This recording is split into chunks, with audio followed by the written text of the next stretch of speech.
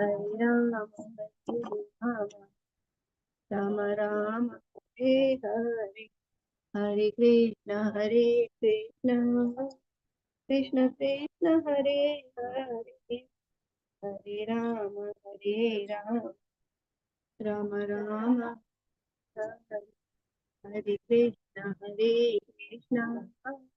कृष्ण कृष्ण हरे हरे हरे राम राम हरे हरे हरे कृष्ण कृष्ण हरे हरे हरे राम राम हरे हरे हरे कृष्ण कृष्ण हरे हरे हरे राम राम राम हरे हरे हरे कृष्ण कृष्ण कृष्ण हरे हरे हरे राम राम राम हरे हरे कृष्ण कृष्ण कृष्ण हरे हरे हरे राम राम राम हरे हरे हरे कृष्णा। सभी भक्तों को आज आप सभी का बहुत बहुत स्वागत है, बहुत बहुत अभिनंदन है।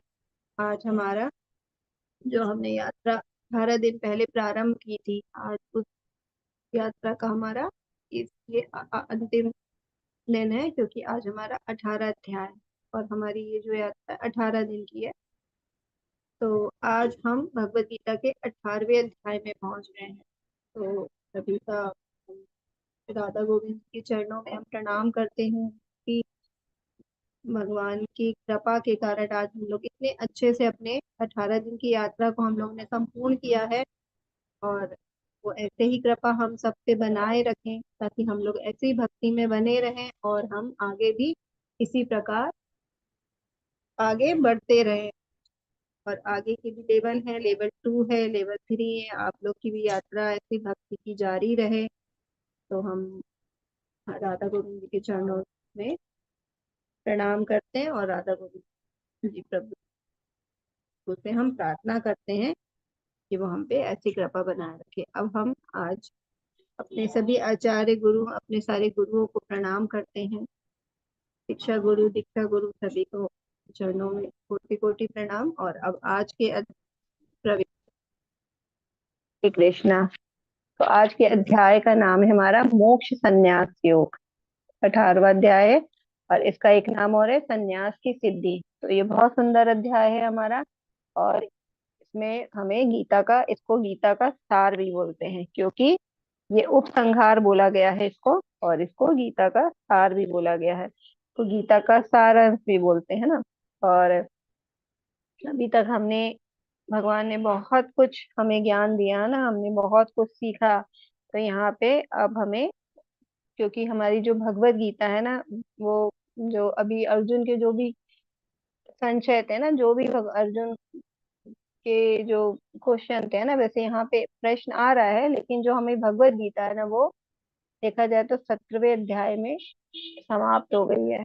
अब यहाँ पे आगे 18वां अध्याय में, अब जो भगवान ने अभी तक जो भी अर्जुन को बताया है 17वें अध्याय में, तो उसको एक तरह से यहाँ पे पूरा, यहाँ पे पुनरावृत्ति होगी, है ना। याद मतलब हमने क्या क्या भगवान ने ज्ञान दिया ना, थोड़ा सा रिवाइज करेंगे, क्योंकि भूल जाते हैं ना सभी लोग। तो यहाँ पे एक बार फिर से भगवान जो एकदम उपयोगी चीज है ना, जरूरी चीज है, उसको आज यहाँ पे फिर से बताएंगे। तो आज यहाँ पे ये अध्याय अर्जुन के प्रश्न से प्रारंभ हो रहा है। अर्जुन उवाच संन्यासस्य महाबाहो तत्त्वमिच्छामि वेदितुं तत्त्यागस्य च ऋषिकेश पृथक् केशिनिषूदन। अर्जुन ने कहा, हे महाबाहु, मैं त्याग का उद्देश्य जानने का इच्छुक हूँ। और हे केशी निषूदन, हे ऋषिकेश, मैं त्याग में जीवन संन्यास आश्रम का भी उद्देश्य जानना चाहता हूँ। तो अब यहाँ पे, क्योंकि अभी हमने 17वें अध्याय के जो अंत में है ना, हमने देखे थे कि 3 गुण में हमें कैसे खाना है ना, खाना देखा था 3 गुण से कैसे खाना बनता है। यज्ञ, तपस्या, दान को 3 गुण कैसे प्रभावित करते हैं। तो अब यहाँ पे जब सारा ज्ञान अर्जुन ने ले लिया, तो अर्जुन को एक बार फिर से अच्छे से जानना चाह रहे हैं, क्योंकि भगवान ने इस पे संन्यास पे कई बार भगवान बता चुके हैं कि संन्यास और त्याग का मतलब क्या है। लेकिन यहाँ पे क्योंकि अर्जुन हमारा हमको ही प्रस्तुत कर रहा है, और हम लोग जो कलयुगी बहुत ज्यादा बहुत कम बुद्धि वाले ना, अल्प बुद्धि वाले, तो हम लोग भूल जाएंगे इस चीज को, और ये चीज हमारे लिए बहुत ही महत्वपूर्ण है। इसलिए अब ये प्रश्न अर्जुन दोबारा भगवान से कर रहे हैं, ताकि आखिरी में है ना, हम 18 दिन से आते आते हम भूल चुके होंगे उस चीजों को, जो लेकिन हमारे लिए बहुत ही उपयोगी ज्ञान। तो अब यहाँ पे इसलिए वापस से ये प्रश्न हो रहा है, ताकि हमको ये वापस से याद आ जाए।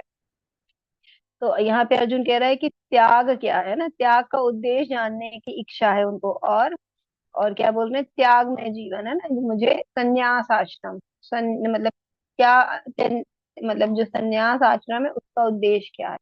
तो और यहाँ पे उन्होंने बड़े सुंदर शब्दों से भगवान को केशी निषूदन और ऋषिकेश शब्दों से भगवान को संबोधित किया है ना। ऋषिकेश मतलब सारी इंद्रियों के स्वामी है ना, तब भगवान को ऋषिकेश बोला जाता है, क्योंकि हम लोग तो अपनी इंद्रियों के बस में, लेकिन भगवान, जैसे हम अभी पढ़े हैं कि भगवान की जो शरीर है वो दिव्य होता है, और भगवान सभी इंद्रियों के स्वामी है ना। और केशी निषूदन, क्योंकि भगवान ने केशी नामक एक जो घोड़ा है, जो असुर के रूप में, असुर एक घोड़े के रूप में आया था, है ना, उसको केसी बोल, उसका नाम केसी था उस असुर का नाम। तो भगवान ने उसका वध किया था, तो इसलिए भगवान को केशी निषूदन और ऋषि के शब्दों से अर्जुन ने भगवान को संबोधित किया। अब जब अर्जुन ने का ये प्रश्न आया है, तो अब भगवान इसका समाधान देंगे, है ना। जैसे अभी तक हम देखते आ रहे हैं कि जब भी अर्जुन ने प्रश्न किया है ना, भगवान ने इतने सुंदर तरीके से उसका उत्तर दिया अर्जुन को, और अर्जुन पूरी तरह से क्या हो गया, संतुष्ट हो गया ना। मतलब भगवान दे रहे, भगवान यहाँ गुरु के रूप में है। तो पहले यहाँ पे इतने अच्छे से भगवान ने सारे प्रश्नों के उत्तर दिए, और ये हम लोग सबको इसलिए अर्जुन को दे रहे हैं, ताकि हम लोग सीखे, हम लोग के लिए ये सारे प्रश्न। और अभी हम लोग कलयुग में हैं, अर्जुन तो बहुत ही ज्ञानी थे, बहुत ही पुण्य आत्मा थे ना। भगवान जैसे हमने देखे, वो नित्य पार्षद है, वो तो हमेशा भगवान के साथ आते हैं, लीला में, भगवान की लीला में भाग लेते हैं। लेकिन भगवत गीता का ये जो सही ज्ञान है, वो हम लोगों के लिए ना, भौतिक में जो हम लोग भौतिक सृष्टि में आ गए और यहाँ से 3 गुणों में बंध गए, अब हमें भगवान यहाँ पे ये ज्ञान दे रहे हैं, ताकि हम लोग इन 3 गुणों से मुक्त हो जाए, है ना, और भगवान के धाम वापस आ जाए। क्योंकि हम आए वहीं से, हम भगवान के बच्चे, भगवान हमारे पिता है ना, पिता हमस्ते जब तो माता दाता पिता। तो हमेशा हम लोग क्या अपने पिता से लड़ झगड़ के, है ना, आ गए यहाँ पे। तो अब भगवान के पिता क्या चाहेगा ना, हमेशा चाहेगा कि कुछ भी हो जाए, मेरे बच्चे मेरे घर वापस आ जाए। तो इसी प्रकार भगवान भी चाहते हैं कि जो हम लड़ के झगड़ के भगवान के, क्योंकि हम भगवान के ही अंश है ना, ममे वांछो जीव लोके। तो यहाँ भगवान देखो कितनी अच्छी अच्छी हमको बात बताएं कि हम भगवान के ही अंश है ना, और वहां से हम भगवान के नाम से लड़ झगड़ के आ गए। तो अब भगवान ने इसलिए हमें ये ज्ञान दिया, ताकि इस ज्ञान को हम सुने, इसको समझे और मनन करे और चिंतन करे और अपने जीवन में उतारे, और फिर इनके अनुसार, है ना, क्योंकि भगवान ने शास्त्रों का सार दिया है, तो इनके अनुसार ही हम अपने कर्तव्य कार्यों को करने लगे, ताकि हम लोग क्या धीरे धीरे इन 3 गुणों से मुक्त हो जाए। और जैसे ही हम 3 गुणों से मुक्त हो जाएंगे, ऊपर आ जाएंगे, वैसे हम भगवान के धाम चले जाएंगे, हमारी परम गति हो जाएगी ना। तो इसीलिए भगवान हमको ये चीज हमेशा अर्जुन को उत्तर दे रहे, ताकि हम लोग इस चीज से लाभ उठा सके। अब भगवान, है ना, उसका उत्तर देंगे। श्री भगवान उवाच काम्यानां कर्मणां न्यासं संन्यासं कवयो विदुः सर्वकर्म फल त्यागं प्राहुस्त्यागं विचक्षणाः। भगवान ने कहा, भौतिक इच्छा पर आधारित कर्मों के परित्याग को विद्वान लोग संन्यास कहते हैं, और समस्त कर्मों के फल त्याग को बुद्धिमान लोग त्याग कहते हैं। तो अभी भगवान क्या कह रहे हैं, बुद्धिमान और विद्वान की बात बता रहे हैं। कह रहे कि जो भौतिक इच्छाएं, मतलब हमें कर्मों को त्याग नहीं करना है ना, ये भगवान शुरू से कहते आ रहे हैं ना। ना कर्मणा मन रंभा निष्कर्म पुरुषोस्नुते न च संन्यास न देव सिद्धिम समाधि गच्छति। ये भगवान ने कहा, हमें कभी भी कर्मों को नहीं त्यागना है, अपने सारे कर्मों को और कर्तव्य को करते रहना है। लेकिन हमें उन कर्मों से क्या करना है, उनके फल को त्याग देना है ना, तो समस्त कर्मों के फल को त्यागना है, तो उसको बुद्धिमान लोग त्याग कहते हैं। और कह रहे विद्वान लोग कहते हैं कि कर्मों के परित्याग को, है ना, मतलब भौतिक इच्छा पे, मतलब यहाँ पे क्या बोला जा रहा है कि हमें उन कर्मों का परित्याग करना है जो भौतिक इच्छा पे, मतलब हमारी जो संसार की इच्छा है जिसको हम भोगना चाहते हैं, उन इच्छाओं का परित्याग करना। अगर हम उन इच्छाओं का परित्याग करते हैं, उस कर्मों का परित्याग करते हैं, तो वो क्या है, संन्यास कहलाए। तो इस प्रकार भगवान ने यहाँ पे संन्यास और त्याग, जो अर्जुन के प्रश्न थे कि संन्यास क्या है और त्याग क्या है, तो यहाँ पे भगवान ने दोनों बातें अर्जुन को बताई। कुछ विद्वान घोषित करते हैं कि समस्त प्रकार के सकाम कर्मों को दोषपूर्ण समझकर त्याग देना चाहिए, किंतु अन्य विद्वान मानते हैं कि यज्ञ, दान तथा तपस्या के कर्मों को कभी नहीं त्यागना चाहिए। तो ये बहुत सुंदर है। अभी भगवान क्या कह रहे हैं, अभी भगवान विद्वानों की बात बता रहे हैं ना, अभी भगवान खुद का, भगवान का क्या मत है ना, हमको वो भी बताएंगे भगवान। अभी तो हमें सिर्फ विद्वानों के बारे में बताया जा रहा है। तो बोले कि कुछ विद्वान घोषित करते कि समस्त प्रकार के कर्मों, सकाम कर्मों को दोषपूर्ण मान के समझ के त्याग देना चाहिए। तो सकाम कर्म क्या है, ये भी हमने जाना है अपने क्लास में कि सकाम कर्म मतलब जो भौतिक इच्छा है हमारी, मतलब हम शास्त्रों के अनुसार ही कर्म कर रहे हैं, लेकिन उसमें जब हम शास्त्रों के अनुसार कर्म करके हम अपनी इच्छाओं को पूर्ण करना चाहते हैं ना, तो उसको सकाम कर, तो वो कह रहे हैं उसको दोषपूर्ण समझना है, हमें उसका त्याग कर देना चाहिए। किंतु अन्य विद्वान मानते हैं कि यज्ञ, दान, तपस्या, क्योंकि ये कल हमने पढ़े ना, ये यज्ञ, दान और तपस्या ये बहुत ही, मतलब जो साधु संत है वो भी इनको करते, इसको कभी नहीं त्यागते, क्योंकि हमें जब भी मौका मिले, जहां भी मौका मिले, है ना, हम जिस भी तरीके से अपने जीवन में हमें यज्ञ, दान और तपस्या, है ना, लेकिन कौन से दान, हमने कल दान किस प्रकार के देना चाहिए वो हमने देखा, है ना, और तपस्या किस प्रकार की हमें करनी चाहिए, शारीरिक, मानसिक, है ना, शरीर से, वाणी से और मन की भी तपस्याएं होती है, फिर सात्विक, सात्विक, राजसी और तामसिक तपस्याएं होती है ना, तो ये हमें पता होना चाहिए, लेकिन ये सब हमें कभी त्यागना नहीं है। और यज्ञ के बारे में बोला, तो यज्ञ तो शास्त्रों में बहुत सारे यज्ञ बोला, लेकिन अभी हम लोग कलयुग में हो, तो स्पेशली यहाँ पे बार बार भागवतम में भी बोला गया है कि हमें कौन सा यज्ञ करना है, नाम संकीर्तन, है ना। तो ये भी हमने जाना भी था अपनी क्लास में कि हमें अभी नाम संकीर्तन यज्ञ करना है। तो यहाँ पे इसलिए बोले कि जब भी हमारे पास समय हो, जब भी हमारे पास धन हो, जब भी हम इस काबिल हो, तो हमें यज्ञ, दान और तपस्या, है ना, कभी भी नहीं त्यागना चाहिए। अब त्याग क्या है ना, त्याग मतलब कर्मों को, बार बार भगवान कह रहे कर्मों को नहीं त्यागना है, कर्मों के फल को त्यागना है, क्योंकि हमें कर्मों के फल से आसक्ति हो जाती है, और उसी को भोगने के लिए, है ना, हम उसी को फल को प्राप्त करने के लिए वो कर्म करते हैं, और वो फल क्या हुआ, हमें बंधन में बांधता है ना। अगर अच्छा कर्म करेंगे तो हमें पुण्य मिलेगा, तो उससे हम स्वर्ग से बन जाएंगे, और फिर स्वर्ग कभी वहां भोग करके आएंगे, धरती पे जन्म लेंगे। और अगर हम बुरे कर्म करते हैं तो बुरे कर्म का फल हमें पाप के रूप में मिलेगा ना, नर्क मिलेगा, नर्क जाएंगे, फिर वहां भी भोग, पाप भोगेंगे, और फिर धरती में जन्म लेंगे। तो इस प्रकार जो हमारे जो कर्म है ना, कर्म के जो फल है, जिसको भगवान त्यागने की बात कर रहे हैं, क्यों त्यागना है, क्योंकि वो हमें बंधन के कारण है, वो दोनों ही, चाहे वो हम पाप करें चाहे पुण्य करें, दोनों ही जो कर्म है वो हमारे हमारे जीवन को बांधने वाले हैं ना, बंधन के कारण है, तीनों गुणों से हमें बांध देंगे। इसलिए यहाँ भगवान कह रहे हैं कि हमें कर्म को नहीं त्यागना है, लेकिन हमें, लेकिन सकाम कर्मों को त्यागने के लिए कह रहे हैं ना, सकाम कर्म मतलब कि वही, हमें भौतिक कर्म नहीं करने हैं। और अगर हम कर्म कर रहे हैं, अगर हम भगवान की प्रसन्नता के लिए कर रहे हैं, भगवान की मतलब जैसे खुश करने के लिए ना, भगवान की सेवा के रूप में कर रहे हैं, तो फिर वो कर्म हम कर सकते हैं, क्योंकि वो कर्म हमें, क्योंकि जब हमने अपने कर्मों में भगवान को जोड़ लिया, भगवान की प्रसन्नता के लिए यहाँ पे हो रहा है, तो वो कर्म हमें कभी भी बंधन का कारण नहीं बनेगा ना। तो इसलिए यहाँ पे हमें अच्छे से समझना है कि यहाँ पे ये यज्ञ और मतलब त्याग और संन्यास शब्द बार बार क्यों आ रहे हैं ना, क्यों आए, इसीलिए क्योंकि इसका ही अभी हम जो तीसरे अध्याय में पढ़े थे, और ये हमारे लिए समझना बहुत जरूरी है।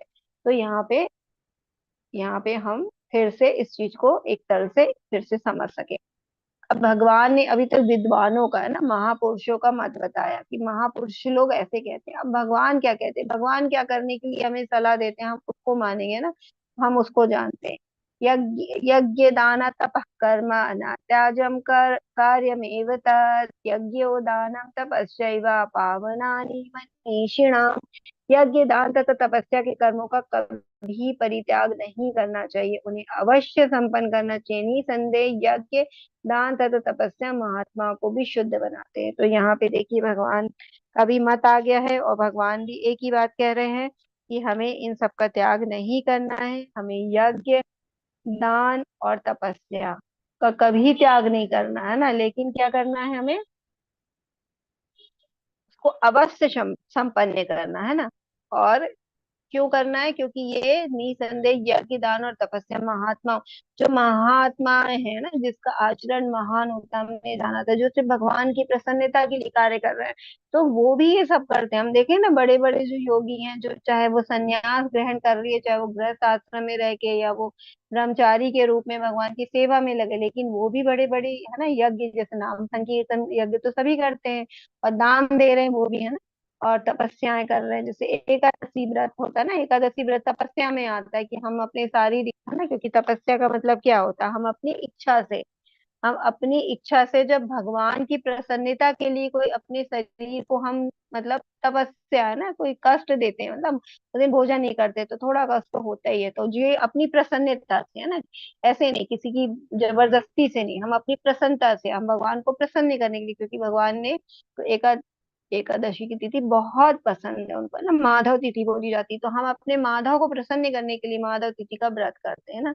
अब जैसे कार्तिक चल रहा है, तो कार्तिक में जो भी जिससे हो रहा है ना, कोई किसी चीज की, मतलब यही नहीं है कि आपको अपने शरीर को इतना कष्ट देना है कि आप बीमार पड़ जाए, नहीं, शरीर को भी स्वस्थ रखना है, हमें शरीर का भी ध्यान रखना है। और जो हम कर सकते हैं ना, जो भी नियम का पालन हम कर सकते हैं, उसको हम तपस्या के रूप में करते हैं ना, और अपनी स्वेच्छा से कर रहे हैं भगवान को प्रसन्न करने के लिए। जैसे कार्तिक में दीप दान बोला जाता है, तो ये तो सबको ही कर सकते हैं ना, एक घी का दिया बनाइए और उसकी भगवान के सामने भगवान की आरती उतारिए और दामोदर अष्टकम करिए, तो ये तपस्या है।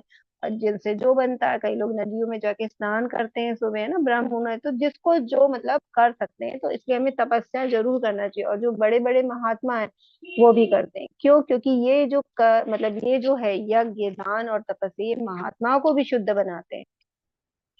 और ये लेकिन कैसे करना चाहिए, ये हमें ज्ञान होना चाहिए ना, क्योंकि हमने कल भी जाना था कि हमेशा यज्ञ दान और तपस्या हमें कैसे करने हैं, ये हमें पता होना चाहिए। हमें भगवान ने, जैसे अभी भगवत गीता जैसे हमने 7वें अध्याय में जाने थे, हमें उसके अनुसार करना। और अगर हम भगवान की प्रसन्नता के लिए करेंगे सब चीज, है ना, ओम तत्सत हमने जाना था कि अगर हम भगवान की ये ओम तत्सत शब्दों से करेंगे कोई भी कार्य, तो वो भगवान को समर्पित हो जाएगा। और जब भगवान को समर्पित हो गया, तो उसमें अगर त्रुटियां भी हुई, तो वो भी भगवान उससे भी, मतलब सिर्फ भाव देखते हैं ना अपने भक्त का, त्रुटियां नहीं देखते, है ना। जैसे माता पिता है, अगर कोई कार्य माता पिता की प्रसन्नता के लिए कर रहे हैं, लेकिन बच्चे को अच्छे से नहीं आता, लेकिन वो थोड़ी उसमें त्रुटियां रह गई या कुछ कमी रह गई, परफेक्ट एकदम परफेक्ट तरीके से कार्य नहीं हुआ, फिर भी माता पिता उसको क्षमा करते हैं, बड़े प्रसन्न हो जाते हैं ना, तो उसने प्रयास तो किया, तो हमें भी वही छोटे छोटे प्रयास करने हैं ना।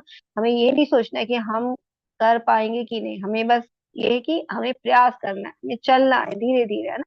तो इसी प्रकार, क्योंकि हम भगवान की प्रसन्नता के लिए, अपने इंद्रियों की प्रसन्नता के लिए कार्य नहीं कर रहे हैं, हम भगवान की प्रसन्नता के लिए, तो हमें जितना भी यज्ञ दान और तपस्या का हमें यथासंभव मौका मिलता है, योग्यता होती है हमारे अंदर, तो हमें जरूर करना चाहिए, लेकिन शास्त्रों के अनुसार करना चाहिए। तो ये सब कार्य हमें ओम तत्सत के करना है, ताकि भगवान को हम अर्पण कर सके। एतान्य एतान्यपि तु कर्माणि संगम त्यक्त्वा फलानि च कर्तव्यानीति में पार्थ निश्चितं मतमुत्तमम्। इन सारे कार्यों को किसी प्रकार की आसक्ति या फल की आशा के बिना संपन्न करना चाहिए। हे पथा प्रथा पुत्र, इन्हें कर्तव्य मान के संपन्न किया जाना चाहिए, यही मेरा अंतिम मत है। तो देखिए भगवान ने अपना अंतिम मत दे दिया कि यज्ञ तपस्या और दान करना चाहिए, क्योंकि ये हमारे कहीं ना कहीं भगवान को प्रसन्न करने के लिए होता है, तो इससे भगवान प्रसन्न भी होते हैं, और इसको जरूर करना चाहिए, भगवान का अंतिम मत है। तो अब इसमें हमको कोई भी संशय नहीं करना चाहिए। और लेकिन यहाँ पे एक भगवान ने कंडीशन रखी है, एक शर्त रखी है कि कोई भी कार्य हमें भगवान की प्रसन्नता के लिए करना चाहिए, किसी भी कार्य को करने में कोई तरह की आसक्ति नहीं होना चाहिए, कोई फल की आशा किए बिना हमें संपन्न करना है ना। और कर्तव्य मान के करना है। कर्तव्य मान के क्यों करना है, क्योंकि हम मनुष्य जन्म लिए, तो हमारा कर्तव्य है ना, हमारा कर्तव्य कि हम भगवान की प्रसन्नता के लिए कार्य करें। है ना, सेवा करे भगवान की। अब जो पशु पक्षी है या पेड़ पौधे है ना, वो तो नहीं कर सकते ना, मनुष्य ही करेगा कर।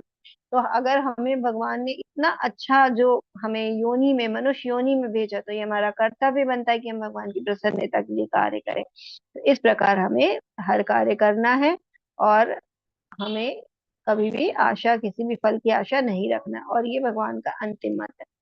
अब भगवान यहाँ पे बताएंगे कि कैसे भी एक कार्य को करने के लिए 5 कारण होते हैं। जब कोई भी कर्म हम करते हैं ना, तो हमें लगता है हम कर रहे हैं ना। कोई सेवा होती है मंदिर में, कभी कभी होता है कि ठीक है, उसका दायित्व हम पे होता है और हम प्रयास भी करते हैं और अच्छे से हो भी जाता है कार्य, तो उसका कारण हम मान लेते हैं कि हमारे करने से ही हो गया सब कुछ, है ना, या मैंने ही, मैं इतना कैपेबल हूँ ना, मैं इतना योग्य हूँ कि मैंने वो कार्य कर लिया। लेकिन वो कार्य किन 5 कारणों के कारण होता है, मतलब कम से कम 5 कारण तो होते ही किसी काम को करने के लिए ना। तो वो भगवान वहां पे अब ये बताएंगे, हे महाबाहु अर्जुन, वेदांत के अनुसार समस्त कर्मों की पूर्ति के लिए 5 कारण है। अब तुम इन्हें मुझसे सुनो। कर्म का स्थान, कर्ता, विभिन्न इंद्रिया, चेष्टाएं तथा परमात्मा, ये 5 कर्म के कारण है। अब हम कुछ भी कर्म करते हैं ना, भगवान की प्रसन्नता के लिए भी कर रहे हैं, तो भी 5 कारण है ना, जैसे कॉजेस बोलते हैं, तो 5 कॉजेस तो कार्य करते ही हैं। हम कोई भी कार्य अपने आप से नहीं कर सकते। तो कौन से 5 कारण है, वो हमेशा एक काम करने में वो हमेशा रहेंगे, मतलब कम से कम बोले, बाकी अधिक से अधिक और भी रीजन हो सकते हैं कोई काम के होने के, लेकिन कम से कम 5 कारण तो होती है। तो पहले कर्म का स्थान, अगर कोई कर्म हो रहा है तो वहाँ स्थान जरूर होगा ना, कि हम कहाँ पे कर्म कर रहे हैं। फिर कर्ता, कोई ना कोई करने वाला होगा उस कर्म को, है ना, उस कार्य को, तो कर्ता। फिर विभिन्न इंद्रिया, अब उस कार्य को करने के लिए हमारी इंद्रियां, जो हम हाथ लगा रहे, पैर लगा रहे हैं ना, दिमाग लगा रहे, बुद्धि, तो हमारी इंद्रियां काम करेगी। फिर चेष्टाएं, उसके लिए हमें क्या क्या चीजों की आवश्यकता पड़ रही है, उसको जुटाना, उसके कार्य को पूर्ण करने की पूरा प्रयास करना, है ना, तो वो चेष्टाएं। और सबसे जरूरी जो कारण है वो है परमात्मा।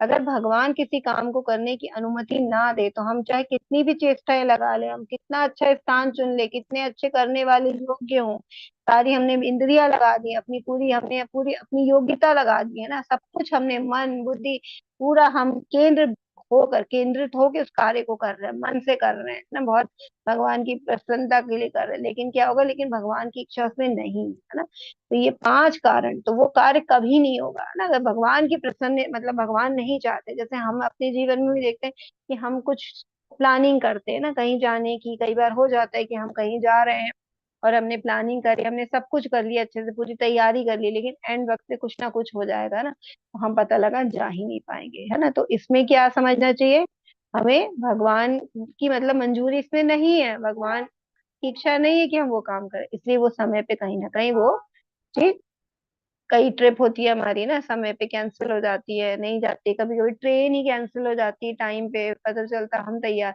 तो उसमें परमात्मा की इच्छा नहीं। तो परमात्मा की इच्छा होना बहुत आवश्यक है। तो कोई भी कार्य अगर हम करते हैं, तो उसको हमें ये नहीं मान लेना चाहिए कि ये पूरा मेरे प्रयास से या मेरी योग्यता से ही मैं कार्य को पूरी तरह कर सका हूँ ना। जैसे अगर एग्जाम्पल से भी समझेंगे, तो जैसे एक बच्चा है ना, वो एग्जाम देने जा रहा है, ठीक है, एग्जाम के लिए उसने पढ़ाई करी है, लेकिन तो उसका जो स्थान है, जो उसका एग्जाम देना तो स्थान है ना, जो एग्जाम देने वो स्थान होता है, करता उस स्वयं बच्चा। तो कभी कभी स्थान सही नहीं होता, कभी कभी करता खुद भी कारण होता, अगर रिजल्ट अच्छा नहीं आया तो ना। कभी कभी विभिन्न इंद्रिया उसकी काम नहीं कर रही है, वो लिख नहीं पा रहा ढंग से, है ना। या फिर जब वो लिख रहा है उस समय क्या हो रहा है, उसका मन बहुत विचलित है, इधर उधर भाग रहा है, कुछ भी वो कॉन्सेंट्रेट नहीं कर पा रहा है लिखने में। फिर चेष्टाएं, उसने जो भी प्रयास किए हैं वो नहीं कर पा रहा, और या फिर भगवान की इच्छा नहीं। तो कई बार होता है कि जब रिजल्ट अच्छा नहीं आता है, तो कई बार बच्चा अपने आप को ही कारण मानता है। तो हमें मानना चाहिए कि हमारा प्रयास पूरा होना चाहिए, ऐसा नहीं कि हम कारण पे या भगवान के ऊपर छोड़ दें और खुद प्रयास ना करें ना, हमारा भी खुद का प्रयास बहुत आवश्यक है। जैसे यहाँ पे भी कहते भक्ति करते, तो कई लोग कहते कि अरे हम भक्ति करेंगे तो भगवान ही नहीं चाहते, इसलिए हम यात्रा पे नहीं जा पाए ना। कई लोग भी यात्रा पे जाते हैं, धाम की यात्रा पे, जैसे अभी कार्तिक मास में कोई ना कोई धाम की यात्रा जरूर करना चाहिए, चाहे 2 दिन चाहे 3 दिन के लिए धामवास जरूर करना चाहिए। तो कई लोग ना प्रयास नहीं करते, इच्छा नहीं रखते, और फिर भगवान को भी के ऊपर छोड़ देते हैं कि भगवान नहीं चाहते, है ना। लेकिन यहाँ पे ऐसा नहीं सोचना है, क्योंकि यहाँ पे हमें कहीं ना कहीं अपनी इंद्रियां है ना, इंद्रिया और चेष्टाएं, हम चेष्टाएं करेंगे, इंद्रिया ये सब तो हमें करना ही पड़ेगा ना। तो अगर हम ये नहीं करेंगे और फिर हम भगवान पे डाल देंगे तो ये भी गलत है ना, क्योंकि सब कुछ मिलके ही एक कार्य पूर्ण होता है। तो हमने देख लिया 5 कारण होते हैं कोई भी काम करने के, तो भगवान, इसलिए हम लोग कोई भी काम अच्छा करते हैं ना, पहले भगवान को आशीर्वाद लेते हैं ना, कि मतलब उनकी परमिशन मांगते हैं कि भगवान आप हम पे कृपा करें तभी ये कार्य हो पाएगा ना। जैसे अभी हमने स्टार्ट की अपनी कक्षा, तो क्योंकि हमारी इतनी अच्छी जो यात्रा चल रही है वो भगवान के ही परमिशन से हो रही है। अगर भगवान सैंक्शन नहीं करते इस यात्रा को हमारी, तो हम कभी भी इतना सफलता पूर्वक इस यात्रा को पूर्ण नहीं कर पाते। तो इसलिए है ना, बच्चे भी पढ़ने बैठे तो उनको भी पहले भगवान को प्रणाम करना चाहिए, एक माला करनी चाहिए भगवान के, है ना, हरे कृष्णा कृष्णा कृष्णा हरे हरे, हरे राम राम राम हरे हरे। क्योंकि अगर वो विद्या अध्ययन कर रहे हैं तो वो भी उनका कर्तव्य है ना, और हर कार्य को हमें कर्तव्य समझ के करना, जो हमारे कर्तव्य है ना, लेकिन वो भगवान को शामिल कर लेना अपने हर कार्य में, है ना।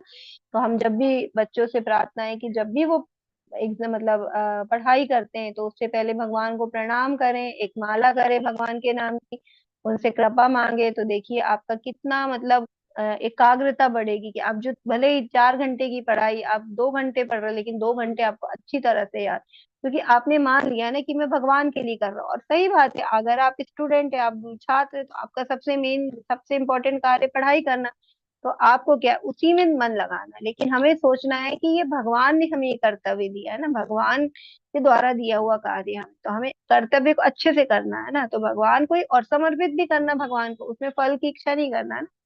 मतलब हमें मेहनत खूब करनी है, अच्छे से प्रयास करना है, दिल से पढ़ाई करनी है, जिस भी हम कक्षा में हैं जहां भी हैं हम लोग, कार्य बहुत अच्छे से करना है, लेकिन हमें उसको भगवान को समर्पित करके करना। और जब हम पढ़ने बैठेंगे तो भी भगवान को प्रणाम करके और भगवान का नाम मतलब संकीर्तन करके बैठेंगे हम, माला जप करके, तो देखिए आप लोग की पढ़ाई में कितना फर्क आएगा ना। अगर आप 2 महीना भी 1-2 महीना भी करके देखेंगे तो देखो आपको अंतर दिखेगा ना। तो ये भगवान हम पे कृपा करते हैं और भगवान की परमिशन के बिना कुछ नहीं हो सकता। तो हम जब माला जप करते तो हम भगवान से भगवान की कृपा मांगते, भगवान की सेवा मांगते कि भगवान आप हम पे कृपा करें, आप मुझे अपनी सेवा में लगाइए। तो इस प्रकार हम सबको समझना चाहिए। अतएव जो इन 5 कारणों को ना मान के अपने आप को ही एकमात्र कर्ता मानता है, वे निश्चय ही बहुत बुद्धिमान नहीं होता और वस्तुओं को सही रूप से नहीं देखता। तो देखिए भगवान ने स्पष्ट कर दिया अगले श्लोक में कि 5 कारण होते हैं, और अगर जो नहीं मानता वो मानता है कि मैं ही एकमात्र करता हूँ। कई लोग मैंने सुना है कि कह रहे कि अगर मैं ये कार्य नहीं करता तो कभी नहीं होता ना, मेरे करने से हुआ। तो यहाँ ऐसे मतलब जो है थोड़ा सा ठीक है, अपना अपना होता है, हो सकता है कोई अहम हो तो वो, खैर जिनको अहम होगा वही बोलेगा ना, भक्त तो कभी ऐसी बात नहीं बोलते हैं। तो ठीक है, तो उनको पता यहाँ पे चल जाएगा, उनको भी अगर भगवत गीता पढ़ेंगे ध्यान से तो उनको पता चल जाएगा कि वो एकमात्र कर्ता नहीं है ना, भगवान भी, उनकी भी परमिशन मिलना बहुत आवश्यक है। ये निश्चय बहुत बुद्धिमान नहीं है और वस्तु को सही रूप से नहीं देखते। अब कर्ता जो कार्य कर रहा है ना, और ज्ञान मतलब ये जो भी हमारा हो रहा है, अब इसके भगवान 3-3 भेद बताएंगे। अब 3-3 भेद कैसे बताएंगे, जो 3 गुण हमारे हर क्षेत्र में लागू हो रहे हैं, तो कहाँ कहाँ और भी लागू होते हैं उसके बारे में अब इस अध्याय में हम जानेंगे। तो प्रकृति के तीनों गुणों के अनुसार ही ज्ञान, कर्म तथा कर्ता के 3-3 भेद है। अब तुम मुझसे इन्हें सुनो। तो देखो, ज्ञान हम जो लेते हैं, कर्म जो हम कर रहे हैं, और कर्ता जो करने वाला, उसके भी 3-3 भेद होते हैं ना। और कैसे होते तीनों, तीनों गुणों के अनुसार से इनमें भी परिवर्तन होता रहता है, तो उनके बारे में हम जानते हैं। पहले हम सात्विक के बारे में जानते हैं ना। तो यहाँ पे जिस ज्ञान से, अब भगवान यहाँ ज्ञान के बारे में बता रहे हैं, जिस ज्ञान से अनंत रूपों में विभक्त सारे जीवों में एक ही अविभक्त आध्यात्मिक प्रकृति देखी जाती है, उसे तुम आध्यात्मिक जानो। जिस ज्ञान से कोई मनुष्य विभिन्न शरीरों में भिन्न भिन्न प्रकार का जीव देता है, उसे तुम राजसी जानो।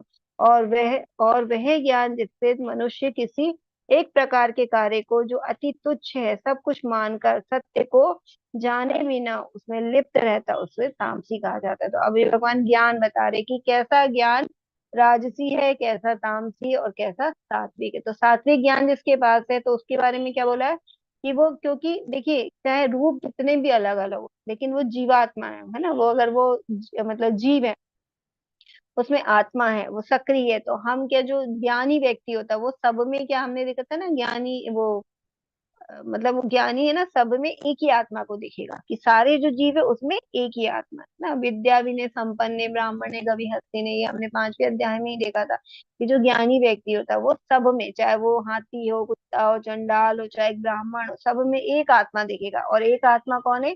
जो भगवान का अंश है, क्योंकि हम लोग भगवान के अंश से ही वो आत्मा जो होती है भगवान का अंश होती है। तो वो ये देखता है कि वो भगवान की आत्मा है, तो उसमें भगवान का वास है, उसके अंदर परमात्मा बैठे हुए हैं। तो इस वो आध्यात्मिक दृष्टि से देखता है, क्योंकि जो सात्विक होते हैं ना वो ज्ञानी होते हैं ना, उनको ज्ञान होता है भगवान का, और वो भक्त होते हैं। तो इस प्रकार वो अपने अध्यात्म बुद्धि होती है उनके पास, तो वो अपने आध्यात्मिक ज्ञान से वो देखते हैं कि सब में एक ही आत्मा है और वो भगवान की आत्मा है। तो सबके साथ वो क्या करते हैं, वो एक ही दृष्टि रखते हैं, किसी से भेदभाव राग द्वेष नहीं रखते। ज्ञान में कोई मनुष्य, और जो राजसी होते हैं, जो रजोगुण से प्रभावित होते हैं मनुष्य, वो देखते हैं कि जितने जितने शरीर है, अलग अलग शरीर में अलग अलग आत्मा का निवास है। तो वो इस रूप में, जबकि ज्ञानी जो होता है वो देखता है कि सब में एक ही आत्मा है ना, मतलब भगवान का ही तो अंश है सबके अंदर। तो इस प्रकार वो देखता है। और जो राजसी होता है वो अलग अलग शरीर में अलग अलग जीवों को देख लेता है। और जो तामसी होता है वो तो लिखा है, और वे ज्ञान जिसमें मनुष्य किसी एक प्रकार के कार्य को है ना अति तुच्छ मानता है। तो वो जो हर चीज को कहता है अति तुच्छ मानता है ना, वो लगता है कि ये बहुत छोटा कार्य है ना, क्योंकि इसके पास इतना ज्ञान ही नहीं है। क्योंकि जो तमोगुणी वाले होते हैं ना, तामसी, तम्स है ना, ताम से आया, तम से आया, तम मैंने होता है अंधकार। तो जो व्यक्ति के पास ज्ञान ही नहीं है, मतलब तमोगुण में, मतलब अंधकार में है, तो मतलब अंधकार में मतलब वो ज्ञान से रहित है, अज्ञानी है। तो जो जो अज्ञानी है वो सब कुछ सबको छोटा मानेगा है ना, और सत्य को जाने बिना किसी कार्य में लिप्त रहेगा। तो उसको जो अच्छा लग रहा है, जो कार्य उसको करने में अच्छा लग रहा है, भले ही उसको वो क्या करेगा, नर्क में ले जाए, चाहे वो कहीं भी ले जाए, लेकिन उसको उसके परिणाम से वो नहीं सोचेगा कि ये काम गलत है या शास्त्रों के विरुद्ध है। उसे बस अच्छा लग रहा है तो उसे करना है, तो वो उस काम में वो लिप्त रहेगा। तो जो ऐसा व्यक्ति है वो तामसी कहा जाता है। प्रकृति के गुणों के आधार पर 3 प्रकार की क्रियाएं। अब हमने अभी ज्ञान जाना कि 3 प्रकार का ज्ञान कैसा होता है। अब ये 3 प्रकार की कर्म क्या होते हैं ना, क्रियाएं या कर्म 3 प्रकार के, मतलब कर्म तो एक ही है लेकिन करने वाले अलग अलग, कुछ राशि होते हैं, कुछ तामसी होते हैं और कुछ सात्विक होते हैं। तो क्या उनमें अंतर है, भेद है, यहाँ पे भगवान जी बता रहे हैं। जो कर्म नियमित है और जो असक्ति राग या द्वेष से रहित कर्म फल की चाह के बिना किया जाता है वह सात्विक कहलाता है। तो यहाँ स्पष्ट भगवान ने बोल दिया कि जो सात्विक है वो क्या है, नियमित है, जो कर्म नियमित करता है। और आसक्ति है ना, वो आसक्ति राग द्वेष से रहित है। राग द्वेष क्या होती है, राग मतलब कोई चीज अच्छी लगनी, और द्वेष मतलब किसी से कोई चीज अच्छी नहीं लगनी। और आसक्ति क्या है, जब हम उसी उसी में अटैच्ड हो जाते हैं ना, हमको वो चीज चाहिए, उससे हमें मतलब एक बंधन जोड़ लेते हैं, है ना, स्नेह का बंधन है, या कोई भी आसक्ति, मतलब वो चीज चाहिए हमें ना, ऐसी आसक्ति।